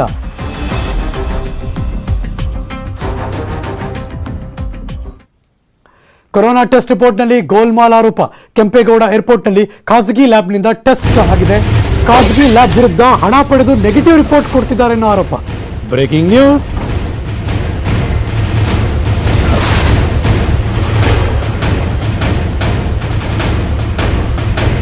ಹಣ ಕೊಟ್ಟವರಿಗೆ ನೆಗೆಟಿವ್ ರಿಪೋರ್ಟ್ ಕೊಡ್ತಿರೋ ಆರೋಪ ಎದುರಿಸ್ತಾ ಇದ್ದಾರೆ. ಹಣ ಕೊಡದೆ ಹೋದ್ರೆ ಪಾಸಿಟಿವ್ ಕೊಡ್ತಾರಂತೆ. ಇದ್ಯಾವ ಲೆಕ್ಕಾಚಾರ ಇದು? ರಿಸರ್ಚ್ ವಿರುದ್ಧ, ಲ್ಯಾಬ್ ವಿರುದ್ಧ ಈಗ ಗಂಭೀರ ಆರೋಪ ಮಾಡ್ತಿದ್ದಾರೆ. ಲ್ಯಾಬ್ ವಿರುದ್ಧ ಏರ್ಪೋರ್ಟ್ಗಳಲ್ಲಿ ಪ್ರಯಾಣಿಕರು ಆಕ್ರೋಶ ವ್ಯಕ್ತಪಡಿಸಿದ್ದಾರೆ. ರ್ಯಾಟ್ ಟೆಸ್ಟ್ನಲ್ಲಿ ಹಲವರಿಗೆ ಮೊದಲಿಗೆ ಪಾಸಿಟಿವ್ ರಿಪೋರ್ಟ್, ಬಳಿಕ ಹಣ ಪಡೆದು ಇಮಿಡಿಯೇಟ್ ಆಗಿ ನೆಗೆಟಿವ್. ಬಾಬಾ ಏನು ಟೆಕ್ನಾಲಜಿ! ಫಸ್ಟ್ ಪಾಸಿಟಿವ್ ಕೊಡ್ತಾರಂತೆ, ದುಡ್ಡು ಕೊಟ್ಟ ತಕ್ಷಣ ನೆಗೆಟಿವ್ ಕೊಟ್ಬಿಡ್ತಾರಂತೆ. ಏನು ಗಂಟೆಗಟ್ಟಲೆ ವೈರಸ್ ಹಿಂಗೆ ಬಂದು ಹಂಗೆ ಆಚೋಟೋಗ್ಬಿಡುತ್ತೆ ಓಡೋಗಿ ಅಂತ. ಜನವರಿ 29ನೇ ತಾರೀಕು ಏರ್ಪೋರ್ಟ್ನಲ್ಲಿ ನಡೆದಿರುವಂತಹ ಘಟನೆ ಇದು. ತಡವಾಗಿ ಬೆಳಕಿಗೆ ಬಂದಿದೆ. No, sir. This paying 3,000 coming bloody positive is all bullshit over here. All bloody money making man. Where is this manager? Where is all these people? You are going to touch ladies. You are telling him you won't give this report. Put it out on the. You are the manager. What the same test what they did, RT-PCR test is showing negative. You come here and showing positive. What bloody bullshit is this? Some other threshold value should be there. I cannot pay another 5 over here. 0.5, 0.6, 0.7 is not I just 15,000. You need to have a threshold value 0.15 or 0.20. ಪ್ರಯಾಣಿಕರ ಆರೋಪಕ್ಕೆ ಲ್ಯಾಬ್ನಿಂದ ಪ್ರತಿಕ್ರಿಯೆ ಕೊಟ್ಟಿದ್ದಾರೆ. ನಮ್ಮ ಲ್ಯಾಬ್ನಿಂದ ಯಾವುದೇ ಸಮಸ್ಯೆ ಕೂಡ ಆಗ್ತಾ ಇಲ್ಲ. ರಿಸರ್ಚ್ ಸೆಂಟರ್ ಮ್ಯಾನೇಜರ್ ಪ್ರತಿಕ್ರಿಯೆ ಕೊಟ್ಟರು. Breaking news.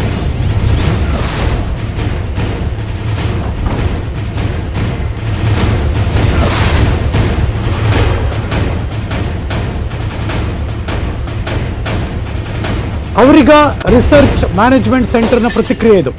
ಪ್ರಯಾಣಿಕರ ಆರೋಪ ನಿರಾಕರಿಸಿದ್ರು ಮ್ಯಾನೇಜರ್. ಸುಮಾರು 300 ಜನರಲ್ಲಿ 35 ಜನರಿಗೆ ಪಾಸಿಟಿವ್ ಬಂದಿದೆ. ಹಣ ಪಡೆದು ಯಾರಿಗೂ ನೆಗೆಟಿವ್ ರಿಪೋರ್ಟ್ ನಾವು ಕೊಟ್ಟಿಲ್ಲ ಅಂತ ಅವರು. ಟೆಸ್ಟ್ಗೆ ಬರಬೇಕಾದ್ರೆ ಉಪ್ಪು ನೀರಿನ ಗಾರ್ಗಲ್ ಮಾಡಿರ್ತಾರೆ. ಟಿಕೆಟ್ ಹಣ ಮಿಸ್ ಆಗುತ್ತೆ ಅಂತ ಈ ರೀತಿ ಮಾಡ್ತಾರೆ. ಪ್ರಯಾಣಿಕರ ವಿರುದ್ಧ ಲ್ಯಾಬ್ನವರ ಆರೋಪ. ನಮ್ಮ ಲ್ಯಾಬ್ ಕಡೆಯಿಂದ ಯಾವುದೇ ಸಮಸ್ಯೆ ಇಲ್ಲ ಅಂತ ಪ್ರಯಾಣಿಕರ ವಿರುದ್ಧ ಲ್ಯಾಬ್ ಆರೋಪ ಮಾಡ್ತಿದೆ.